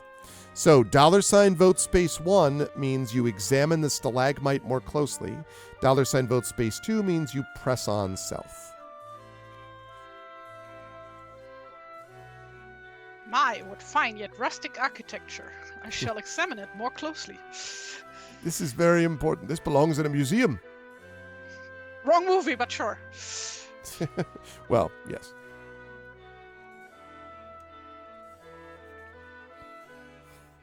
Also, it's like really funny how the entire premise of Indiana Jones gets like worse and worse with every year. Oh, because, conceptually, like, these days, yeah. people are like, no, it definitely does not belong in a museum. It belongs with the people it belongs to. does not belong in a museum, precisely. Yeah. It belongs with the people. Well, I mean, in fairness, Indiana Jones just reflecting, let's say, the British Museum's approach to, collection of artifacts. Yeah. So there's all that going on. Okay, I don't care about this commercial. I want to go back to the music. Thank you. Here we go. Great. All right. Last call.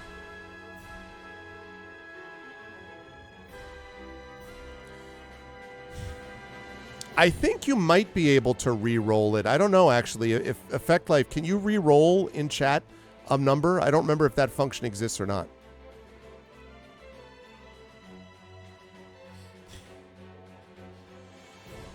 Yeah, I guess not. I don't know if that was an option that was available. I don't remember. All right, I'm going to go with this because it looks like that's what chat wants to do. Okay, so we are going to examine it more closely. You can just make out the shape of a slim body, which is limed over and encrusted with stalagmites. It will take you a while to chip away the chalky deposit and find out what lies beneath. Do you wish to do this? So chip away the limed over part to find out about the body beneath. Do you wish to do this or decide not to and press on? So $ vote space 1 means chip away at the chalky deposit and to get access to the body. $ vote space 2 means you press on.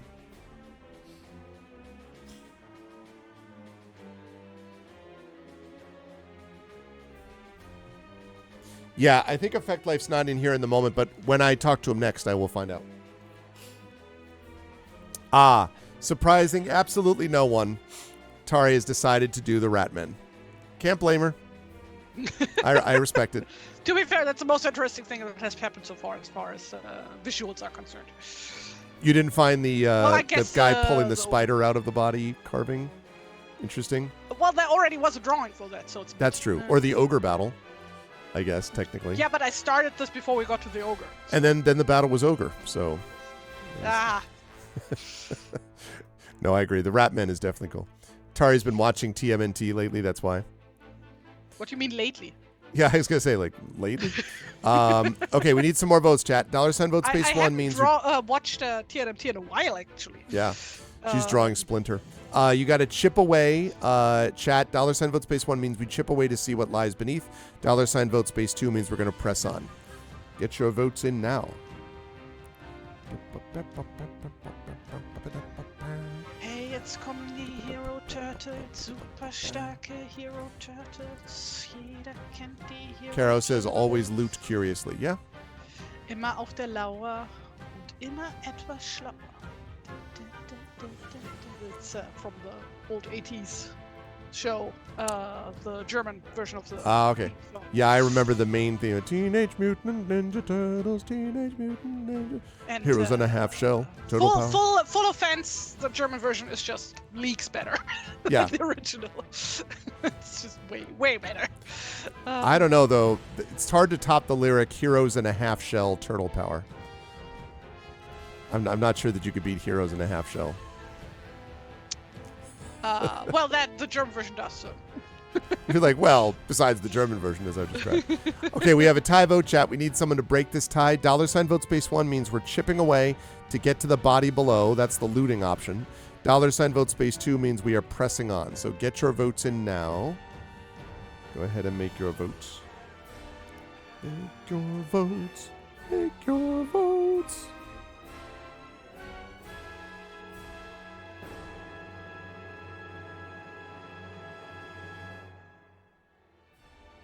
But yeah, when in doubt, I will go for the weird animalistic monster type characters, as you should know by now. Yes, very clear. There is no description of it other than the fact that it's slim, Echo, because the body is too covered in the the limestone deposits to be able to see anything more about it. So that's all we've got. And our ultimate goal is to try to find Alsander and rescue that wizard. But presumably the idea is we're finding things along the way to help us do that. You don't want to touch a dead body? Well, no. So, all right. So we have got 2 votes for... one vote for chip away at the body and 2 votes for chip away at the stuff around the body and 2 votes for leave it behind. So I'm going to last call this. We have 2 votes each. 2-2. So tie-breaking vote is necessary. I'm going to last call this. We need a tie-breaking vote. You could also change your vote if you wish. $ change vote, all one word, space, and the number you want to change to. Can also do that. I have actually touched a dead body before. Yeah, same. It's not actually all that special. No, No. but yeah, it's not the body; it's what inhabits the body, right? It matters. Yeah. Or in that case, not anymore. Well, yeah. What had inhabited? All right, chat. What say you? We need one more vote here to break this tie. It's like touching a live body, but it's not live. Yes, Nari. That's precisely right. It's like touching a non-living... It's like touching a live body without life. Yes. Oh, hey, Nari. If you have time to be in chat, you have time to do some dishes. So I can cook dinner once I'm done here. Wow. You made a mistake. You remember. needed to be lurking, Nari. Ah.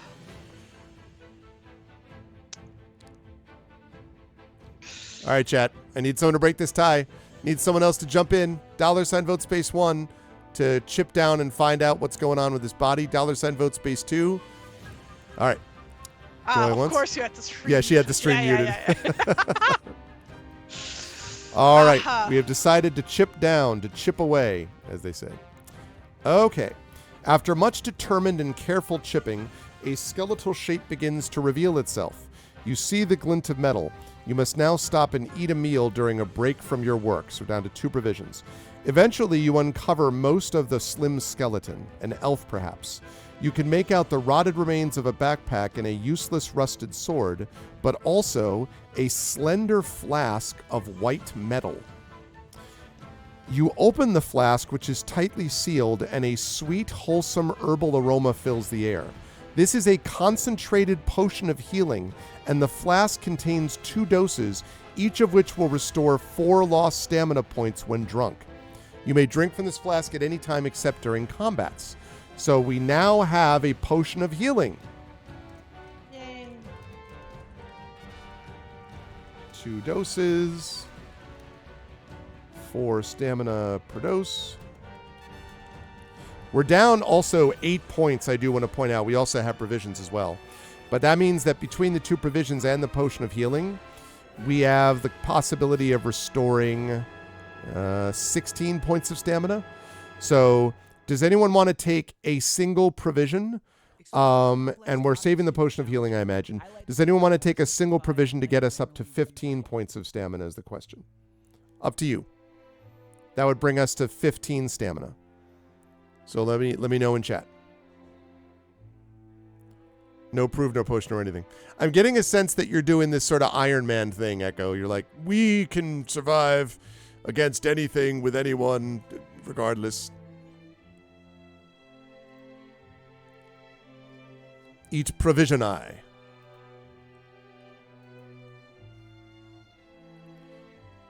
All right, I have 1 vote for yes, 1 vote for no. Let's do this semi-quickly if we can. I refuse to help. You refuse to help? Wow, Klaus. Spoken like a secret bot.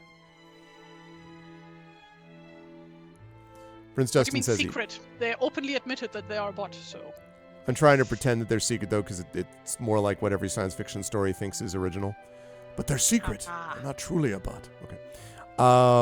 Right. Okay. So we are going to take 1 provision by the will of chat. And we're going to take up to 15 stamina. And we have that potion of healing. I don't know. I thought it was cool. I thought it was some cool, like, extra linguistic thing you were doing, Caro. Provisiony. Okay. So we've done that. Now, all right, let's see. So we do this. Okay. And we're going to go on there. Great. All right. You trudge south along the passageway, which seems to wind on interminably. And hold on 1 second. I just want to check something. I want to make sure I did not miss.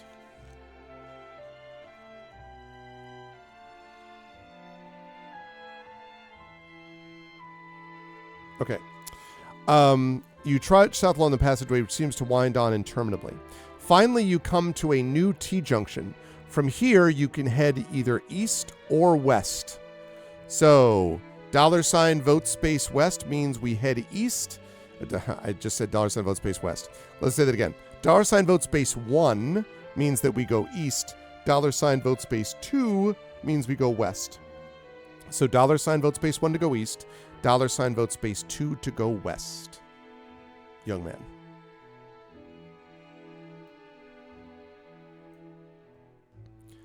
All right, imaginary exponent has us going east. Prince Justin also has us going east.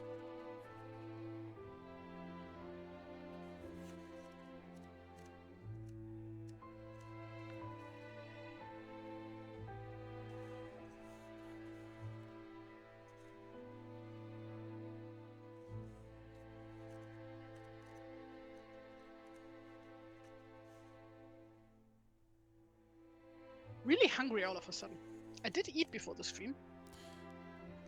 I noticed that you're doing that while putting Ratmen on this on the drawing Ratmen who were hungry. Mm.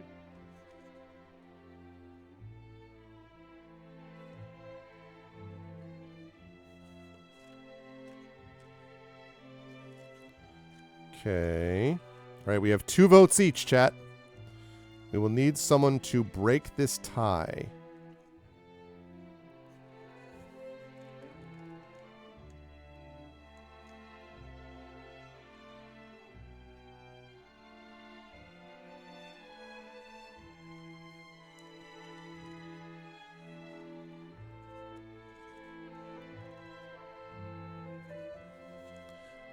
Okay, we're tied up. Vote 3, I want to go north. Sorry, cannot do so, I'm afraid, Clow. All right, last call, last call.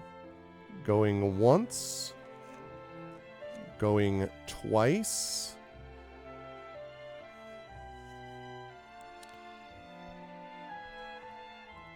And done. All right, so we are going to go east. Okay.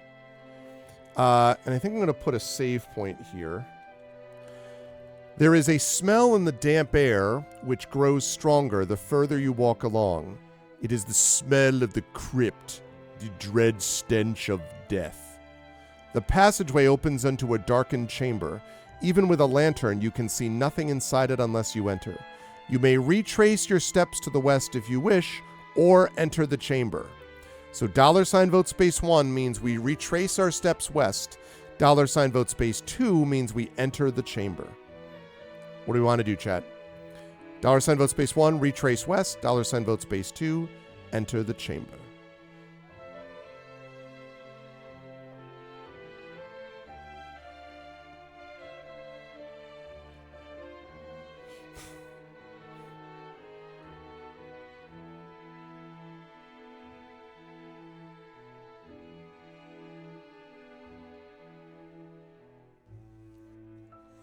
All right.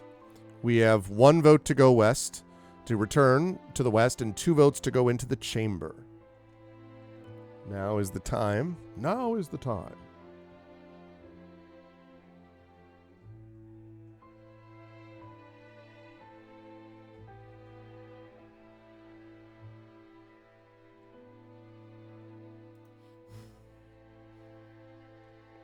Okay.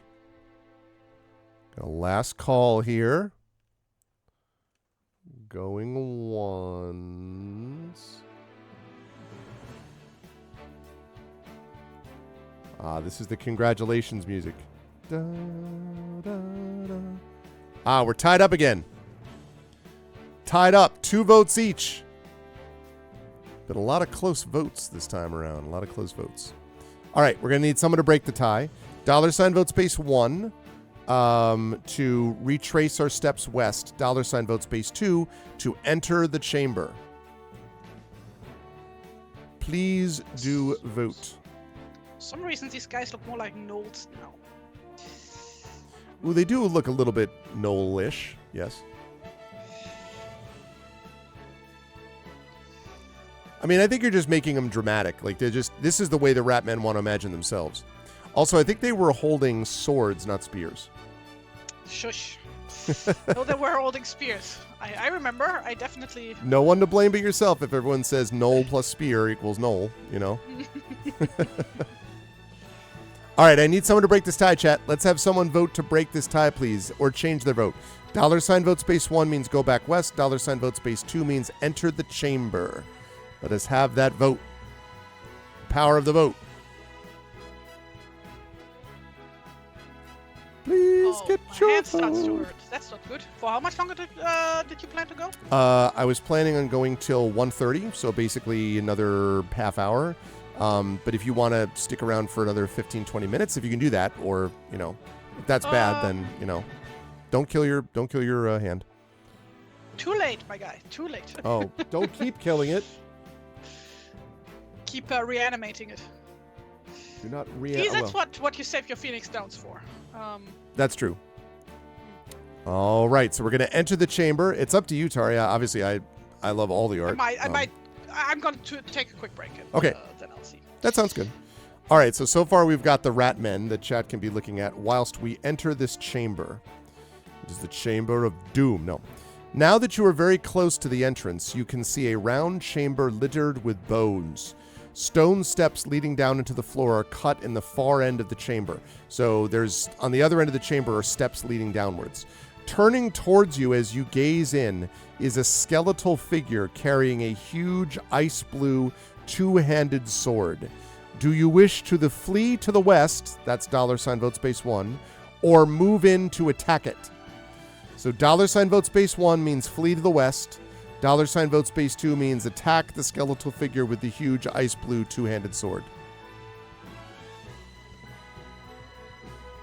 Yeah, we should remove that vote command. The thing is, we are going to use it. I need to find out whether, from Shadowed, whether we can archive a command. Because I'm going to want to have it again when we get closer to voting day, but we're not anywhere near voting day right now, so we should probably remove it.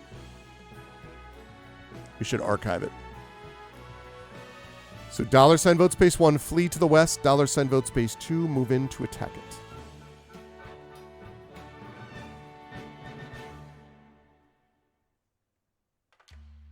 ED has affected my confidence. Okay, we're going to skip past that. I think I know why they look less like rats and more like gnolls. It's because I gave them pointy teeth. Oh, interesting. And I don't think rats have pointy teeth. No, I think they do, don't they? I think they do, but I don't know if they have fangs like that, though. Yes, no, I remember the nominations, Echo. I will stop. My plan is for us to stop around 115, 120, and then do nominations. So probably Tari will be off the hook anyway, but we'll see. Okay, so chat, votes please. We have so far one vote to flee to the west. Are we going to stay with that? Or do people want to flee to the west as well? That's $ vote space 1. Or move into attack, which is $ vote space 2. They do not have pointy teeth. Really? Yeah, they have like the sharp front teeth, the fangs. Yeah. And everything else are like, God, I don't even know how to describe it. They're kind of wavy in a pattern. I see. So you're saying just the front teeth are pointy, but not the rest of for a rat. Yeah. Oh, okay. That's a good call. Rats are rodents. Well, and so also you don't ever really see the other teeth. You only see the fangs, yeah. Rangs are rodents, so they don't have fangs? What, really? Really? That's why rodents, like round dents, round teeth? Is that what that means? I have no idea. Is that where the word comes from? Like, I don't know know that in German, like, they're called Nagetiere, which means they are gnawing animals. And gnawing animals have, like, those front teeth. Mm-hmm. Those buck teeth. That's what they're called, right? Buck teeth. Is there a quotes command in Arcana Spot? I think there is, but I don't... Yes. We just haven't used it that much. Takes 2 piercing damage. Oh, I'm being hit by your thing. Playing Icewind Dale. Yeah. Are you freaking kidding me? We're a superhero and you want to go home. Oh, God. There has never been a moment where chat was more trolly than playing Appointment with Fear. Like, there's this one section where they're like, they just wanted to play with this toaster. And I'm like, We are sitting, and it was so embarrassing because the freaking programmers of the video game version of it that we were playing were in chat with, like, in an interview with me, while chat's like, we want to do more with the toaster. I'm like, God damn it. It's very funny in retrospect. And I miss Icewind Dale. Like, specifically missing playing it when I was little, you know? Yes, yeah. That was like a special experience. And the first time you see Kuldahar, like oh man. Okay, last call. So we did that. We did this. We are moving into a chat, and I'm sure everything is going to be fine because you were fighting this guy. All right, chat, take a look. And the music, my God, the Icewind Dale music. Yeah, so amazing. He's like, Meh. We're fighting that dude with all of his hordes behind him. That looks like totally a practical sword. Absolutely. It says, you are fighting a skeletal warrior who swings at you with great strength. His massive two-handed sword glints as it sweeps through the air in an arc towards you. May the gods grant you good luck in this dangerous combat. All right, I'm sure we can handle it. Okay, so skeletal warrior. And Fortuna smiled upon us. Now, the bad news is he has the same skill that we do. He also is a 10, along with our 10.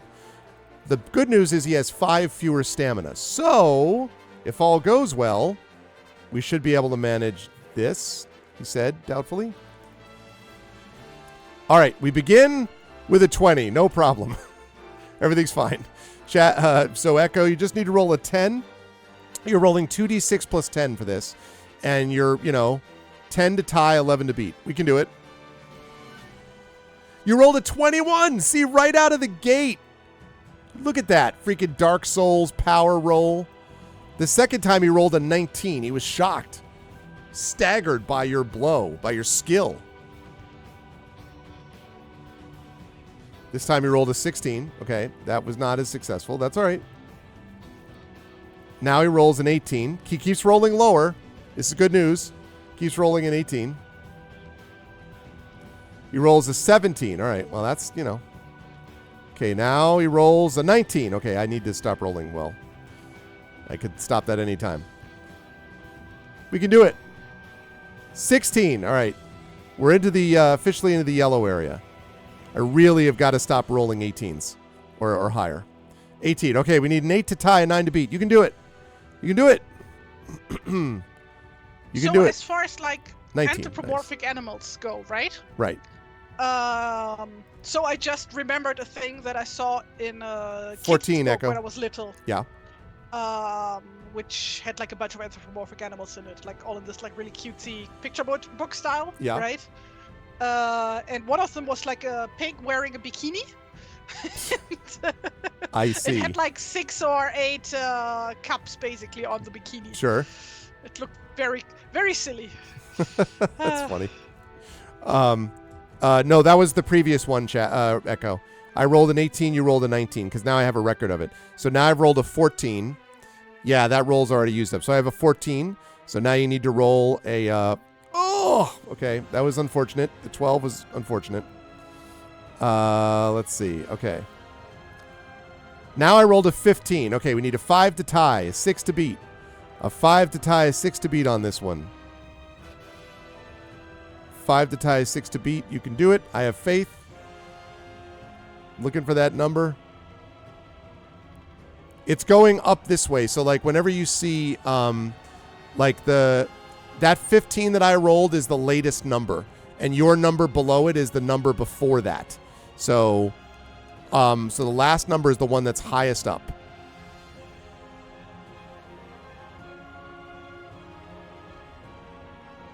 $19. Very nice. Very nice. Okay, so now he's down to 4 stamina.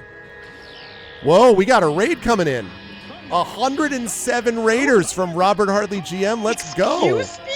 Dang. What? Let's go. What is up, Okay, Robert now I have Hartley GM? Hello, raiders. Now you got to draw something. No, you don't have to, Tari, if you don't want. Wait.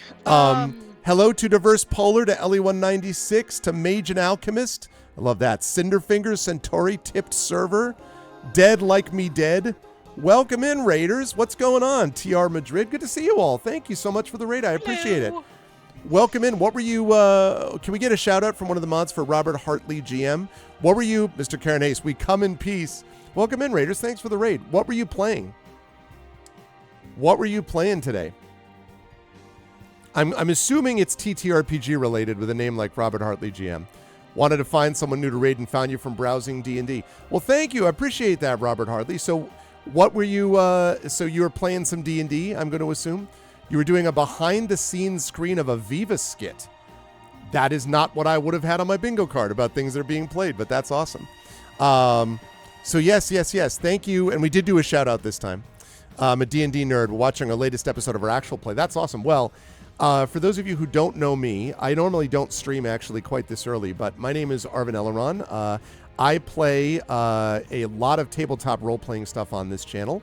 A lot of it, in fact. I run 4 separate campaigns, one over on my sister channel, GOG, and 3 campaigns on this, plus I also host another campaign, which is Waterdeep Dragon Heist, but I'm also doing a long-scale campaign of Eberron, the last season of which begins this weekend. I have an Expedition from the Mysterious Peaks, which is science fiction, fantasy, D&D 5e mashup, and then Beowulf that I play with my good friend TariToons, who is currently cartooning our Fighting Fantasy Gamebook. So, and I've been DMing for 35 years, so I've been at it for quite a long time. So you are in the right place if you like that sort of thing. And that's awesome. I will have to give you in fact, can I do it from here? I can't do it from here, but I'm going to follow later. I can't do it from my chatty. But we are playing right now. It's not going to be Echo. We had 2 medical emergent, like not like medical emergency, like someone's in the hospital, but medical stuff that had to happen. So 1 a.m. in West Australia, got a raid and run. Well, thank you. Thank you again for the raid. I appreciate it, Robert, and I will follow you definitely as soon ASAP. What we're doing right now is we are playing our monthly Fighting Fantasy Gamebook illustration stream, the classic Fighting Fantasy Gamebook some of you might be familiar with. This is Stealer of Souls. We play through this, chat votes on what we're going to do, and then we fight various creatures and things along the way. And while I'm doing it, TariToons, who is a professional cartoonist and a professional artist, illustrates stuff from the book. So that is what we're doing, and if you are interested in that or interested in any of the other, we do a lot of computer role-playing games on here too, but a lot of tabletop. And we've got nominations for my Chat Chosen Game of the Month coming up soon as well. So thank you so much, though, for the follow, Robert Hartley. I appreciate it, and I will definitely return the favor and check you out soon. But welcome, everybody who's new, and if you like that kind of thing, then you're in the right place, because we do a lot of that here. So I will reread what we're doing right now, which is that we're fighting this guy. We are trying to save a wizard, and so we've gone into this place to find him, but surprisingly, there are a lot of obstacles I'm sure no one could have predicted. We are fighting right now a skeletal warrior who is swinging at us with great strength. We have gotten him down to, right now, 4 stamina. We are sitting at 7 stamina, and it's an equal number of skill. So we're going to see whether or not Echo Alpha, who is one of our viewers rolling dice for us in chat, can keep up with this guy. So we rolled, we got an 18, and the music in the background, incidentally, is the OST of the incredible Triangle Strategy, which I highly recommend. Tie, very nice, so no harm, no foul. That was just a tie, so that was totally fine. Let me get past this commercial. There we go. Okay. He rolls an 18 again. Dum-ba-da-bum. And again 18. Okay, this time he rolls a 17.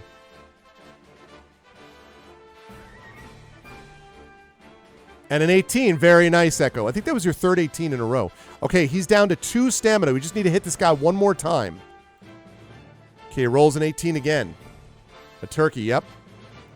19, look at that. Echo Alpha, all hail Echo Alpha. Takes down the skeletal warrior. This guy goes down for the count. That's what I'm talking about. Well done, Echo. And we're sitting there with 7 stamina, but we're okay. We have hit him. Now, chat, I have a question. Normally, I do this through using Arcanus Bot, which is our special voting bot. But in this case, I will just allow chat to make this decision. We got hit a lot for stamina in that round, so we're down to 7 points. We have provisions, which we can use out of combat that restores 4 stamina points. We also have a potion of healing that lets us restore 4 stamina per dose.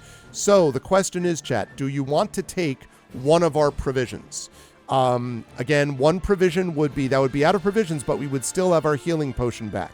So do we want to take a provision? Just tell me in chat. Echo says no. Do we want to take one? Prince Justin says yes. So tell me in chat what you think, including if you're new and you've just joined us. Yes, provision is good. I would take the provision, no healing. Provision, yes. Yes. You would take the potion or the no healing potion? Got it. Eat one. Okay, it looks like chat is mostly in favor of this. Going once. Do you eat the bottle with the potion? No, you just have the potion. But in this case, it would be a provision. All right, it looks like everyone is in favor for the most part. Sorry, Echo.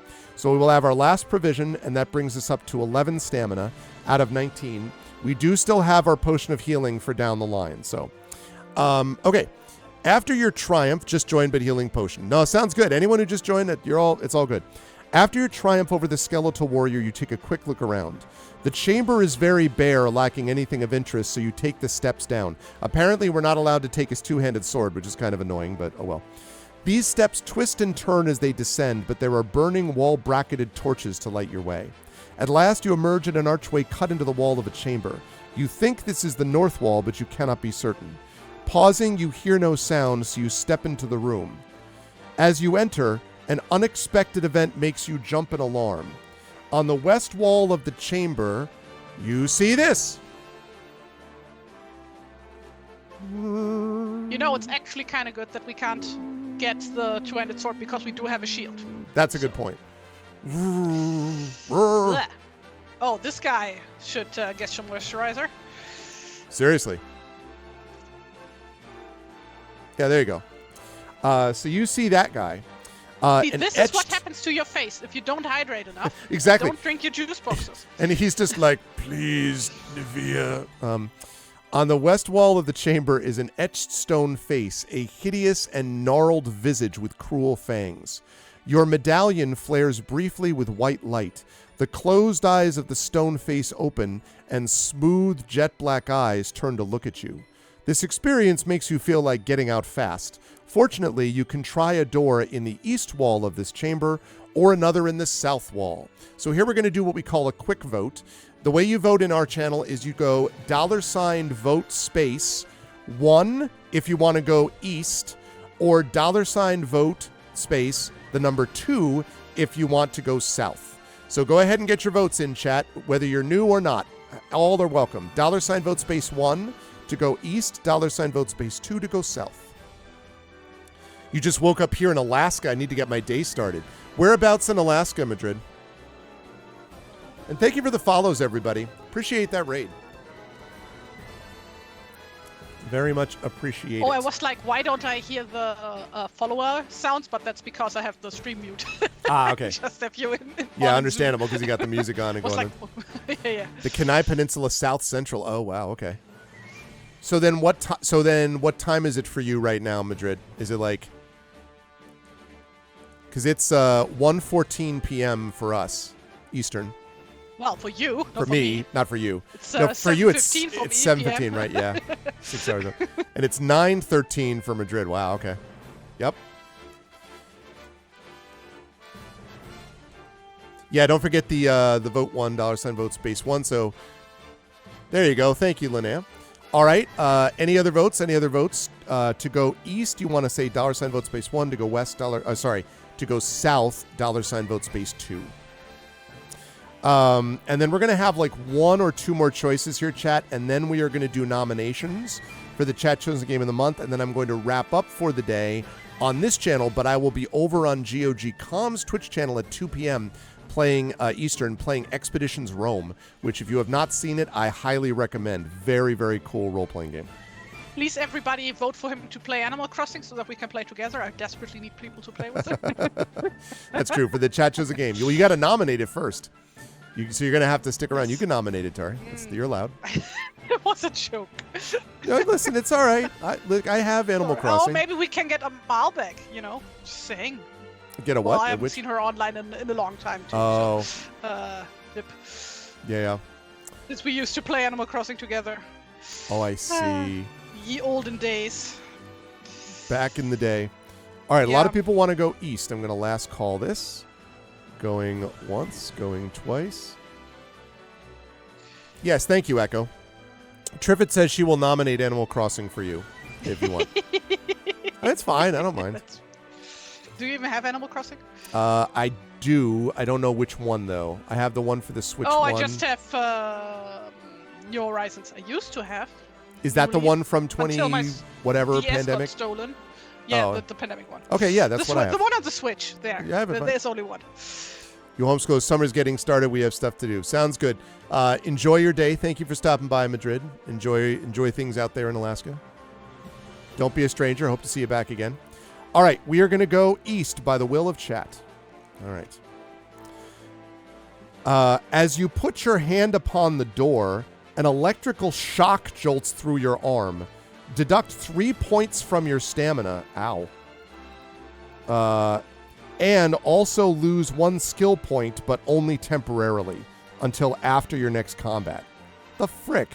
Worse, the door disappears. It was just an illusion. As you turn away, you become aware that the stone face opposite is now generating black smoke from its nostrils, and that its mouth is grinning.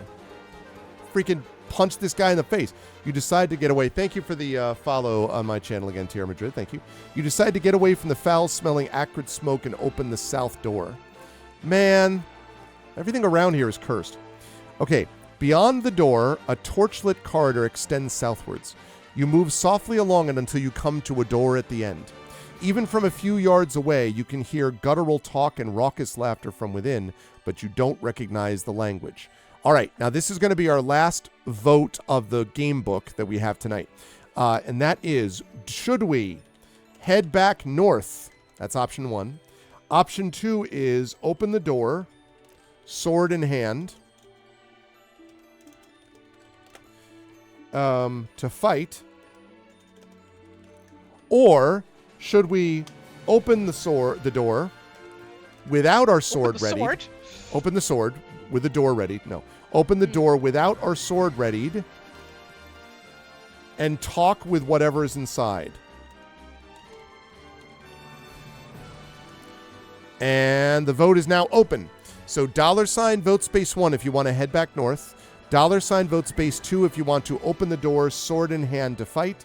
$ vote space 3 is to open the door without our sword readied and talk with whatever is inside. Get your vote in now. Oh, and we are a warrior, Linnea. We're trying to rescue a wizard, Alsander, from this Isle of Despair. He's been put there by the evil wizard Mordreneth, because as things happen. So we're trying to find Alsander now. That's basically it. And he's somewhere within this maze-like dungeon. We are ourselves a warrior. We have, as you can see here, a shield. We have a sword, a backpack, a lantern. We have ointment, grappling iron, a bunch of different things you can see under items and artifacts here. Currently sitting at 8 out of 19 stamina, which isn't great. 10 out of 10 skill, although remember our next combat will be 9 out of 10 skill. 9 out of 10 luck. We have no provisions. We have 13 gold, and we have 2 doses of a healing potion. So that's what we got.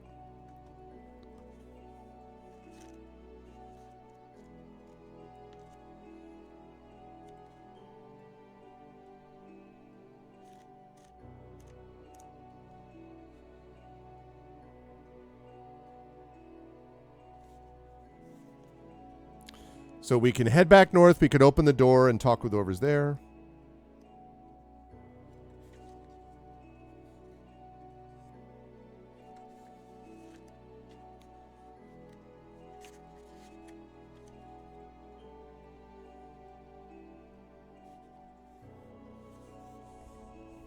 The cinematic option.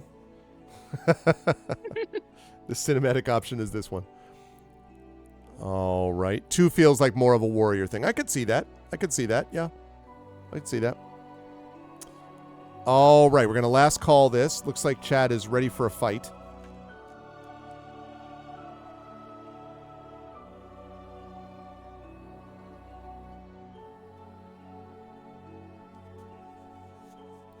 Going once. Going twice. Okay. We are opening the door, sword in hand, to fight. You charge in the room to discover this.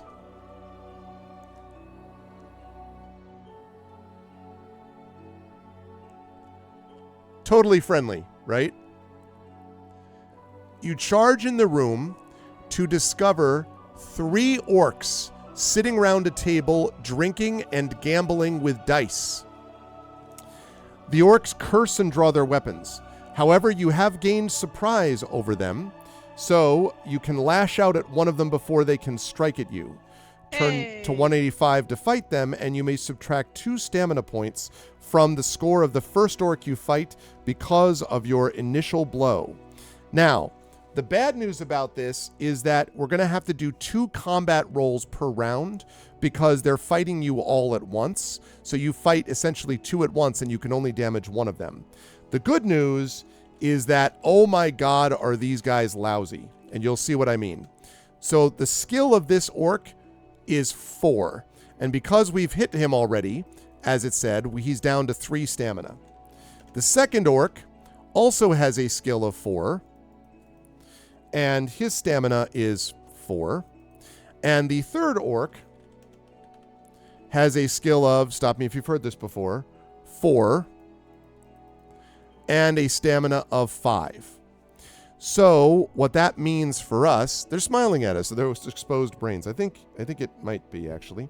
So, okay. So the way this is going to work, Echo, is you are doing 2d6 plus 9, because remember we had the slight numbness that wears off after this combat. So 2d6 plus 9. But this guy is rolling 4, 2d6 plus 4. Comes out of the gate with double 6s. Okay. Yeah, absolutely annihilates the first guy with the first hit. So he's down to 1 stamina. Now this next roll is just to see if we ward him off. So it's not actually going to stop. Like it's not gonna damage him. It's just to see if we get damaged. So this second roll, he rolls a 13. So we need a 4 to tie or a 5 to win this round and avoid being hurt. So go ahead on that one, Echo. You rolled the 20 and got the first round. The second one is a 19. Very good. Okay, back to the first guy that we actually can hurt. So he rolls an 11. So all we need is a 2 to tie and a 3 to beat this guy. 2 to tie or a 3 to beat this guy. We get a 16, so that takes out the first orc. Okay, so now we are done with the first orc. So now the second orc. So this first one, he's going to roll 13. This is the second orc. Remember, this guy we're not actually hurting this round because he's fighting us at the same time as someone else. So this time, Echo manages to hold him off. Sounds good. Okay, now we're back up to the top of the round. Now it's the second and the third orc. So the second orc is going to roll again. That's a 4. That's a 10 total.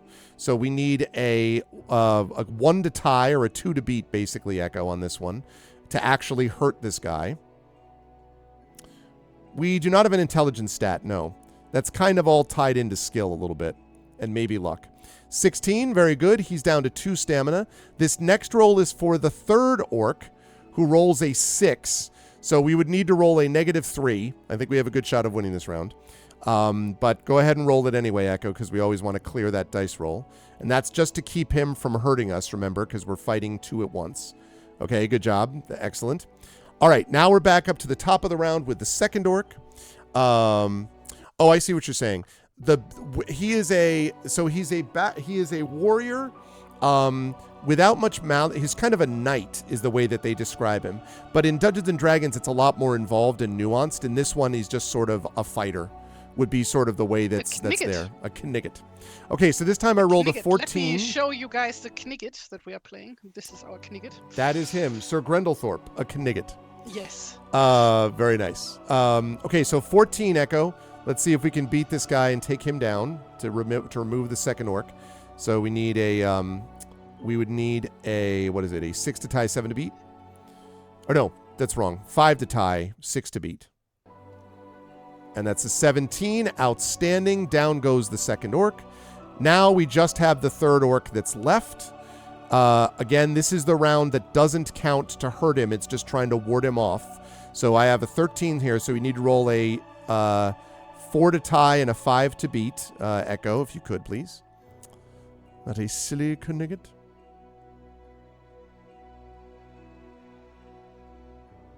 Good. Very good. So we hold him off. All right, final orc. Now every round counts to hit him. So this is 1 orc left. He rolls a 10. A 4 skill is very low. Okay, we need a 1 to tie, a 2 to beat. And we got a 15. He's down to 3 stamina. Excellent. He rolls again an 11. We need a 2 to tie, 3 to beat. For those of you who came in with the raid, right before it, when we were fighting that guy, we were just finishing off. That was a skill of 10. So that was a tie skill with our usual skill. These guys are literally 5 points below us. So the chances of them hitting us are not incredible. Although, you know, never say never. Okay, 14. He's a tryhard. He's trying. 5 to tie, 6 to beat.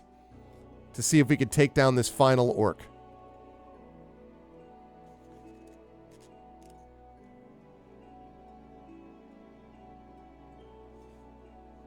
Okay, and he does beat him. Well done, Echo. We did not get hit once that entire fight. Well done, Echo. We defeated the orcs. We slay the orcs and then look around the room. Save for them and their inferior weapons and the dice and coins on the table, there does not seem to be much here. Nonetheless, you choose to search the room. You collect 6 gold pieces from the orcs. I would love to actually be able to spend these gold pieces somewhere. We're up to 19 now. The dice the orcs had are shoddy, and their ale and rat pasties are revolting. So we can either go back to the north or open the east door. And this would be our last decision of the night, chat. Last decision.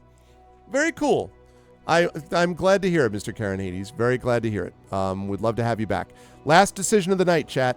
$ vote space 1. We go back to the north. Thank you for the follow.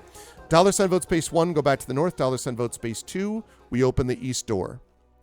Rat pasties. This is the last vote of the evening. Go back to the north. $ vote space 1. Open the east door. $ vote space 2. That will be the last decision of the evening for Gamebook stuff.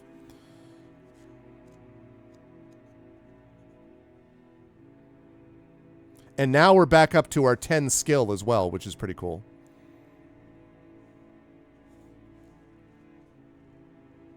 All right, everyone wants to open the door.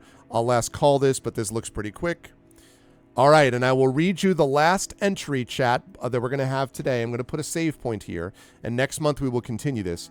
Beyond the east door is a dank, unlit passageway. The air is stale, and an unpleasant smell lingers in it. This gets stronger as you make your way towards the thick wooden door with iron bands which stands at the end of the passage. You listen at the door but hear nothing. As you prepare to move in, the door opens from the other side, and before you stands the biggest troll you've ever seen. He is huge and he carries a massive club. You cannot run away, for he can easily outrun you and will strike you down from behind. You must fight him, and we're going to do that next month when we fight the troll. But other than that, and don't leave chat because we got to get nominations for the Chat Chosen Game of the Month, that's going to be the session for today, which means we're going to get a chance to see the amazing illustrations that TariToons did today. Let me quickly finish this one up. I'm hurrying. Sorry. I need 1 minute. I tell you what, while you're doing that, why don't we do the nominations? So chat, let's do nominations. This is for the Chat Chosen Game of the Month. I'm going to be playing this in 2 weeks. So what game should I play? Now, let me give you some parameters here. The parameters are as follows. I have a Retron, which means that I can play SNES, NES, Game Boy Color, Game Boy Advance, and I think Sega Genesis cartridges. I can play, I also have Intellivision 2, if anyone wants me to play one of those. I have that. I have a PS5, so I can play that. I have a Nintendo Switch, Nintendo Switch 1, so I can play that. And, of course, I have a PC, so I could play any of those. So the only games that I reserve the right to veto are games that I've already streamed or that I'm going to be streaming soon anyway, or horror games. I hate horror games. I don't want to play horror games, okay? So having done all of that, wait. You can try out the new nom command. Hold on. I forgot about this. The nom command. Okay, so you can do that. !nom space and then the text to create a poll entry. That's awesome. I forgot about that, Effect Life. Yes. Effect Life is the designer of Arcanaspot Plus, by the way. It's amazing. So, $nom space and then the game. And yes, hard games like that are fine. So Effect Life just nominated Gorogoa. So you could do the same thing. 1 nomination per person, please. And as far as hard games, I mean, that's fine. Some of these games, if you want me to play them longer than the one time, it's probably a good idea to be a game that I have played and won challenging games. I'm not a big fan of Dark Souls type stuff though, but otherwise. Hey, what's up, J-Rab? Good to see you. It's $sign though. Yeah, there you go. Good to see you, J-Rab. How you been, man? There we go. Okay, we got some good ones. I did play Dredge and I liked it. Right, exactly. I like spooky. I hate jump scares and I hate body horror and I hate gore and stuff like that. Claire Obscure Expedition 33.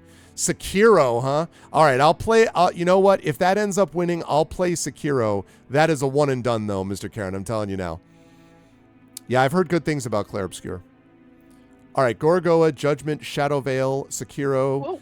Claire Obscure, Animal Crossing. There you go. Almost You got fell it off my chair there. Blue Jesus. Prince. I've heard good things. Also, Prince Justin, Blue Prince with that. Check out this game, Judgment. No, the Animal Crossing thing is fine. Because she said, she's like, she's going to do it. All right, I'm checking out this game. What is this Judgment game? Oh, Greg, did you ever play like the new quote-unquote Monkey Island that came out like last year, 2 years ago? I did not, but I'm very shaky on point-and-click games. Right. I don't love those. I forgot. Pardon me. So this is... I don't know anything about this. It's from Sega. It looks a little bit like Yakuza. Is it anything... Is it like a Yakuza-style game, Echo? Wait, Death Stranding 2 is out? Death Stranding 2 is out? Yeah, Death Stranding 2 I don't think is out yet, Big Boss. Not by the time I'm going to be playing. Wait. Let me look this up. It is a Yakuza spinoff. Ooh, this is great. Look at all these options. Wow. Oh, I have to add some options. Wait. Hold on. Sorry, do that one again, Imaginary. Sorry. Do that vote again. It comes out next end of the month on the 26th. Yeah, and so that's only for the PlayStation 5. Do you want me to switch it to 1? I haven't played Death Stranding, actually, the first one, Big Boss. Do you want me to do the first one as your vote, as your nomination? Oh my god, that would be amazing. What do you think? Do you want me to do that instead, Big Boss, or not? In which case, I can fix that just very quickly in chat. Is it on any of the platforms you own, though? You don't have a... Do you I have have a PlayStation 4 or PS5. 5? I have a PS5. Oh, okay. Never mind. Never mind. By next nomination, I'll be able to say I've been asking for months. Okay. So you want me to leave it that way? Okay, that's fine. That's funny. Wait, is it okay to play on Twitch, though? Because the game has a lot of nudity. Yeah. I don't know how much I'm going to get into it for 3 hours. Like maybe, I guess we could see. Death Stranding 1. Okay. Got it. All right, cool. All right. It's like the length of the opening cutscene. Yeah, no kidding. 3 hours. Okay, so that's pretty good, actually. That's a good list right now. All right, so now we're going to open this up, chat. Yeah, good to see you. It did go very well, Jay. Yes. We raised $5,100 to benefit Damon Runyon, and that brings us to just over $40,000 raised for them in the 11-year history of the event. And I've been invited, along with my wife, to go to the Damon Runyon Cancer Research Foundation annual breakfast in New York City tomorrow morning. So it did go very well. I was very proud of the community. Okay. Disabled the nomination, and now we're going to open it. Yeah, thank you very much. That's really cool, Effect Life. Thank you. All right, now you can get your votes in chat. Top 3 vote getters are going to go on to the final vote, which is going to happen all week, and it will end by next Tuesday, and then I'll play this in 2 weeks. So now's the time to get in your votes. So please vote for one of these. $vote space 1 if you want Gorogoa. $vote space 2 for Judgment. $vote space 3 for Shadow Veil Legend of the Five Rings. $vote space 4 for Sekiro. $vote space 5 for Claire Obscure Expedition 33. $vote space 6 for Animal Crossing. $vote space 7 for Blue Prince. $vote space 8 for Death Stranding. $vote space 9 for Far Lone Sail. I think this is the most nominations we've had for a long time, actually. So thank you for all the nominations, folks. So nope, that's Oh, one god damn it, I'm not logged in. Ah! Dang it. Yeah, it's the best I can do. It's gonna like that. No, not register. Log in. It's the most. So annoying that Twitch just locks you out every month. Yeah, that does. Yeah, I'll fix that. Echo, give me a second. I'm gonna have to compress it a little bit. There we go. All right, so there it is. There is the full list: Gorogoa, Judgment, Legend of the Five Rings, Sekiro, Clair Obscur, Animal Crossing, Blueprints, Death Stranding, Far Lone Sail. And I'm going to need some votes beyond the people who nominated this already. So please get your votes in. Again, $ votes please one. Also, if you want to change votes, if I have to take the top 2, I can do that. I don't want to take, but I'm only going to take 2 or 3. I'm not going to take 4, 5, 6. So 2 or 3 is what I'm going to take. Oh, there you are. You successfully voted. Okay, chat, while you were getting your votes in, please do get the votes in so we can get these top 2 or 3. Tari, would you like to go through, if you're finished, would you like to go through the drawings that we did today? Yes. Since we got so many new people, I'm going to go from the start since we only had one session for this book previously. I think that will be smart. That's a good idea. Smart. So, going in chronological order. So this is our guy. So we always start off these games with like just deciding what's the name of our characters and what they look like. Grendel. Let's go. Yeah, so I just do a little character design thing. Then one of our first encounters was against a giant skull crab, or just a skull crab. Whenever there's a monster, I always assume it's just enormous. It was giant. One of my vices. Giant crab. Yes. I love that one. Then we met a big friendly giant. Yep. Was like, wasn't like, didn't he own the crab or something? And then was like, yeah, it's fine that you killed it. Yeah, and he was just or was like, it yeah, a different monster. I think so. He was like, yeah, he shouldn't have been bad in the first place. It was his fault or something like, yeah. Then we fought some wizard cultist dude. That's right. Right. Who we defeated successfully. Right, and also at the beginning of every stream, I'm like, usually until we start, I'm like just sketching something completely random, which in this case, my my warm-up was just A Link to the Past, an Animal Crossing crossover. That's like Grendel. That's Grendel Thorpe as he imagines himself, right? Is actually yes, Link. Of course. Because I played A Link to the Past last week, and then I picked up Animal Crossing again. So these are just fresh on my mind. Very awesome. With the rare pink-haired Link. Yes, I was gonna say. With his bunny persona. Pink Link. Pink Link. Plink. Plink, if you will. Plink. Keep getting those votes in, chat. Yes. Us just taking a provision, drinking a little juice box. Because how else? Hydrated. Yeah, I mean, like we need to stay hydrated, and he can't get his helmet off. It's like Mandalorian. Yes. So like, this is the way. Exactly. You know, really. This is the way, indeed. Yeah. Right, and then we were spelunking through a dungeon. That's a really good one. It's like every second book we do. That's a really good one, though, Tari. That's really nice lighting effects and everything. Thank you. They're very cool. Yeah. Yeah, well, I've done a lot of these before, so at this point. Sounds good. See you, Mr. Karen Hades. We'll have you back on. Thanks again for being part of the raid. Okay, and then yes, we had the rats. The gnolls. I mean the ratmen. The ratmen, right? Who ended up looking a bit like gnolls, but you know, it's fine. They look so fierce. They're just like, you know, we have more than 5 skill. No, you don't. Like, very fierce. I think it's kind of sad that like ratmen and were-rats and the like are always like treated like, you know, cannon fodder. Yeah. Except in Vermintide, I guess, right? Like. Yeah, but like it's also like they are dangerous because there's like a billion of them, right? That's true. Yeah. That's true. Yeah. Good stuff with the rat. What are they, Skaven? That's right. Yes. And yeah, this was the last one when we fought that skeleton dude. And that was the last one, right? This one where like Clunk. It's funny that this really does alternate between Grendelthorpe being like, I'm an epically awesome knight, and then I'm drinking a juice box, or like, you know, he's like cutesy knight, no, epic knight. Like, you know, it's very cool. I like the mixed vibe. These are amazing. So first of all, chat, as we finish up the votes here before I let Tari go, I do want everybody to know that if you're like, this art is amazing, where can I find more? I'm glad you asked. If you put in this command and you go here, you can go to TariToons, who is the artist extraordinaire, as it says right there in the link. A wonderful cartoonist. She's done a bunch of work in her art book. Do you have any of those left, Tari?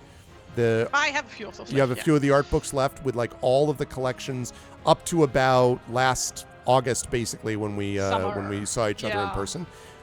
So yes. You can get that. Plus, you can get other stuff that Tari has done there. Yes.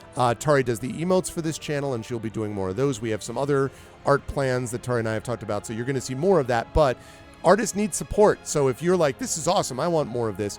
And if you're into heraldry, you can also go over there because Tari's also into that. So I don't have any heraldry stuff in my shop, so. Oh, well, soon, I guess soon. Okay, soon. At some TM. point. But other cartooning stuff in the meantime. So go over and support all of Tari's stuff. And otherwise, yeah, Tari, before I let you go, I guess anything else you want to tell the people about before we finish up nomination votes? Yeah, while we're on the shop, since Neverwinter Nights 2 Enhanced Edition was just announced, I do have some Neverwinter Nights 2 fan postcards nice. in my shop. Yeah, featuring Oku, I believe, from Mask of the Betrayer, big old rainbow bear.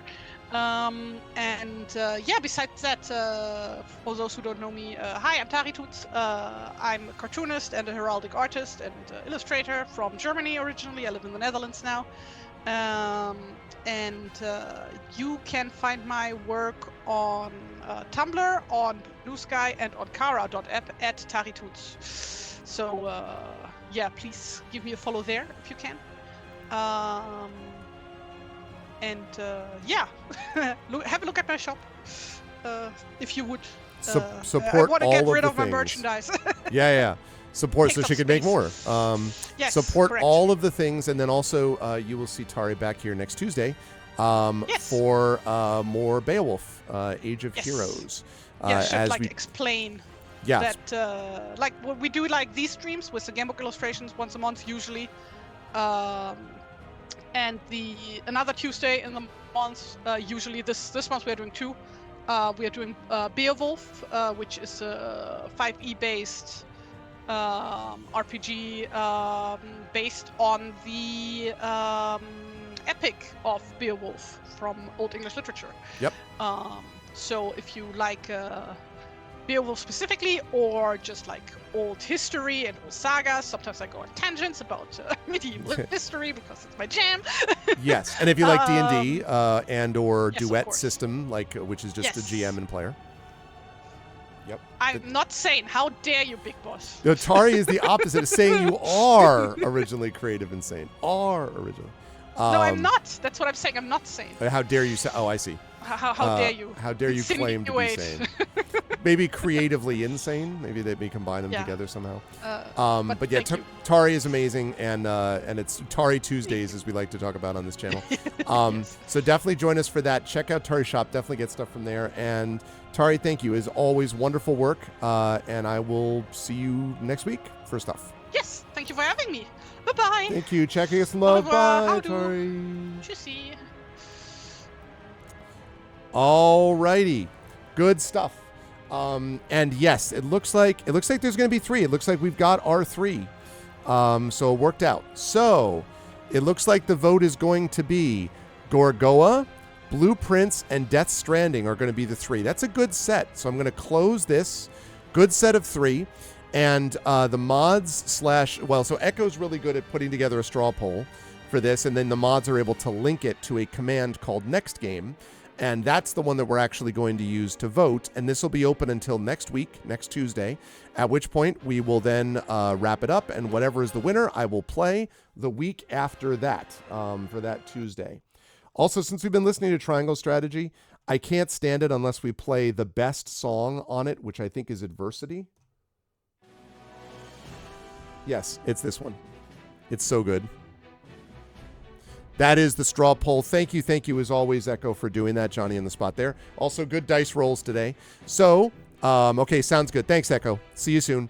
And one of the mods will be able to link that to the next game. Thank you so much, Triffid. And yeah, otherwise, I am going to start kind of closing up shop. I really enjoyed today. Today was great. Really appreciated that raid towards the end as well. I'm going to be at the top of the hour over at GOGCom's Twitch channel playing Expeditions Rome. Awesome role-playing game. If you have not seen it played before, I would advise you to join me. It's awesome. Then tomorrow night, come back here, please, at 9:30 around Eastern, and join us for Community D&D, playing Waterdeep Dragon Heist with the Shadow Crew. I am proud to host that on my channel.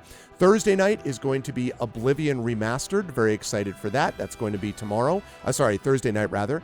And then on Saturday, I will be playing on this channel our TTRPG of Eberron Oracle of War, the premiere of Season 6, the final season of Eberron Oracle of War. They are level 17. Sorry, I've just got to float with this music.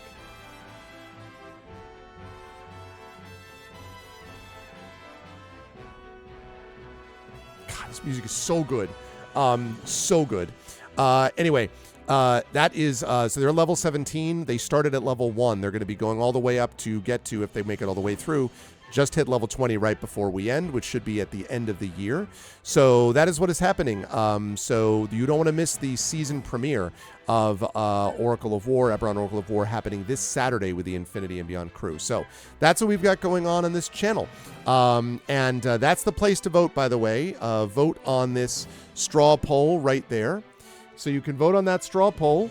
That's where I'm going to actually play. Right now, Gorago is ahead of Blue Prince, 3-2. So get your votes in. I've heard good things about Blue Prince as well. I've watched very little of it, and I've heard good things about it. So excited to give that a shot. Anyway, that, however, is going to do it for me here, but not overall. If you like what you saw and heard today, may I suggest, as I float over here, may I suggest that you follow the channel, which is always appreciated, as some of you did today. Please make sure to check out my YouTube. That's !ArvTube. For those of you who are watching over on YouTube, thank you. For those of you who were not, YouTube, it's free to subscribe there, but it really does help us out. So please consider doing that. You can get early access to all of the cool YouTube content over there, so please do that. Our Discord is !ArvCord. I think we have the best community on Twitch, so please join us over there to hang out with us. That is Discord. Twitter is !ArvTweets until that hell site collapses. Thank you, Triffin. And then Blue Sky, which I do want to encourage everyone to get to. When I get to 1,000 followers on Blue Sky, I'm going to close down my Twitter forever. So, sorry, just give me a second. Music is so good. I wrote a lot of my latest, a lot of Heretic. I wrote listening to this soundtrack, so I know this song well. Anyway, so !ArvSky to follow me over on Blue Sky. Website for this, arvanellarun.com. And if you would like some more DM and GM tips, and you're like, where do I find some more? Glad you asked. Gen GMs is the show that I do with my friend Zach Clay. We're recording a long-form video of that tonight, actually, and you'll be able to find it over on Gen GMs to the YouTube channel there. Please follow us over there. We're almost subscribe to us there. We're almost to 100 subscribers. That'll be a good milestone for that. On the financial front, !Arv Shop, that's our merchandise area with cool stuff for you to get and cool stuff to support the channel. !Arv Treon is right there. That's really the financial backbone of the channel. You can get an epic character background written for you by yours truly. I am a award-winning published author of 5 or 6 novels, basically.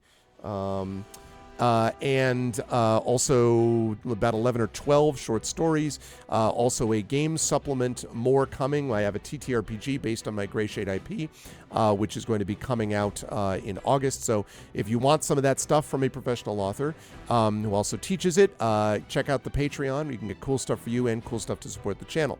Also, subscribing to the channel, as several people did today, gives you that custom sub badge and emotes to use here, there, and everywhere across Twitch. And you saw a lot of those emotes being used, all of them, or I should say 95% of them, made by the awesome TariToons, whose art you just saw.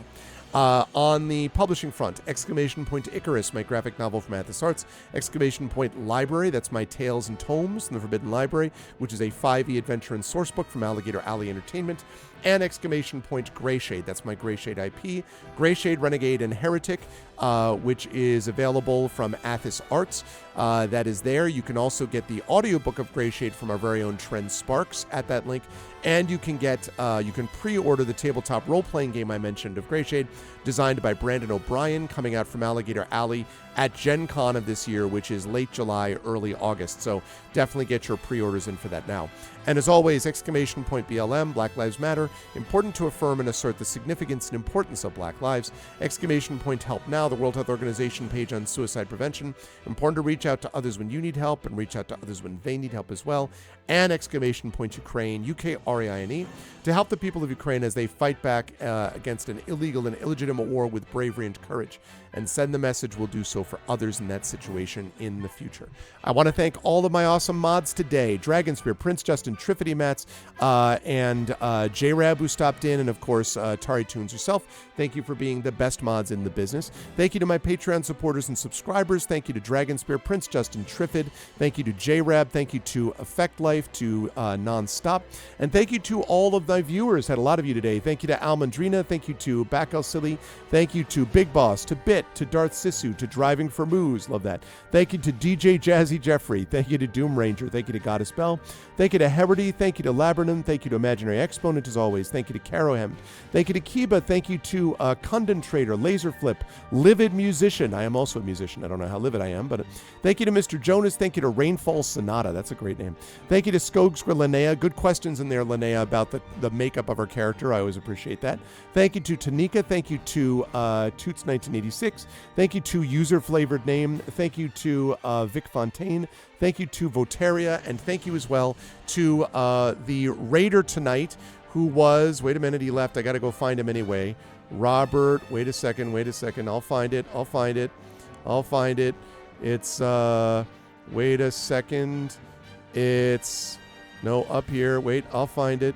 Here's the raid. Robert Hartley GM. That's right. Thank you so much to Robert Hartley GM for the raid. Yeah, that's right. Thank you, Linnea. I will also go follow him as soon as I'm done with this. So, but that is going to do it for me for now. I'm going to get rid of the music. Is awesome, but I think we've had enough. I have saved everything that I needed to save. And so I'm going to now close this.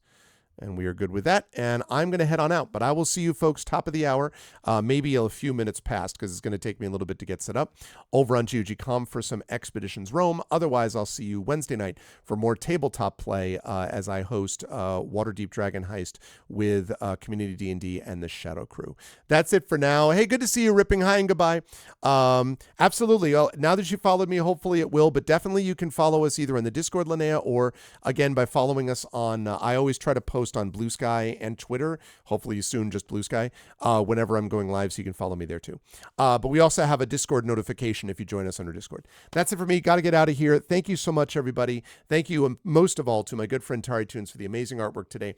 And I will see you all over on GOG.com. I'll see you for more of this next month as we continue with Stealer of Souls. But I'll see you now at the top of the hour at GOG.com for Pen and Pixels and Expeditions Rome. Until then, everyone, please be good to each other and have a good afternoon or night.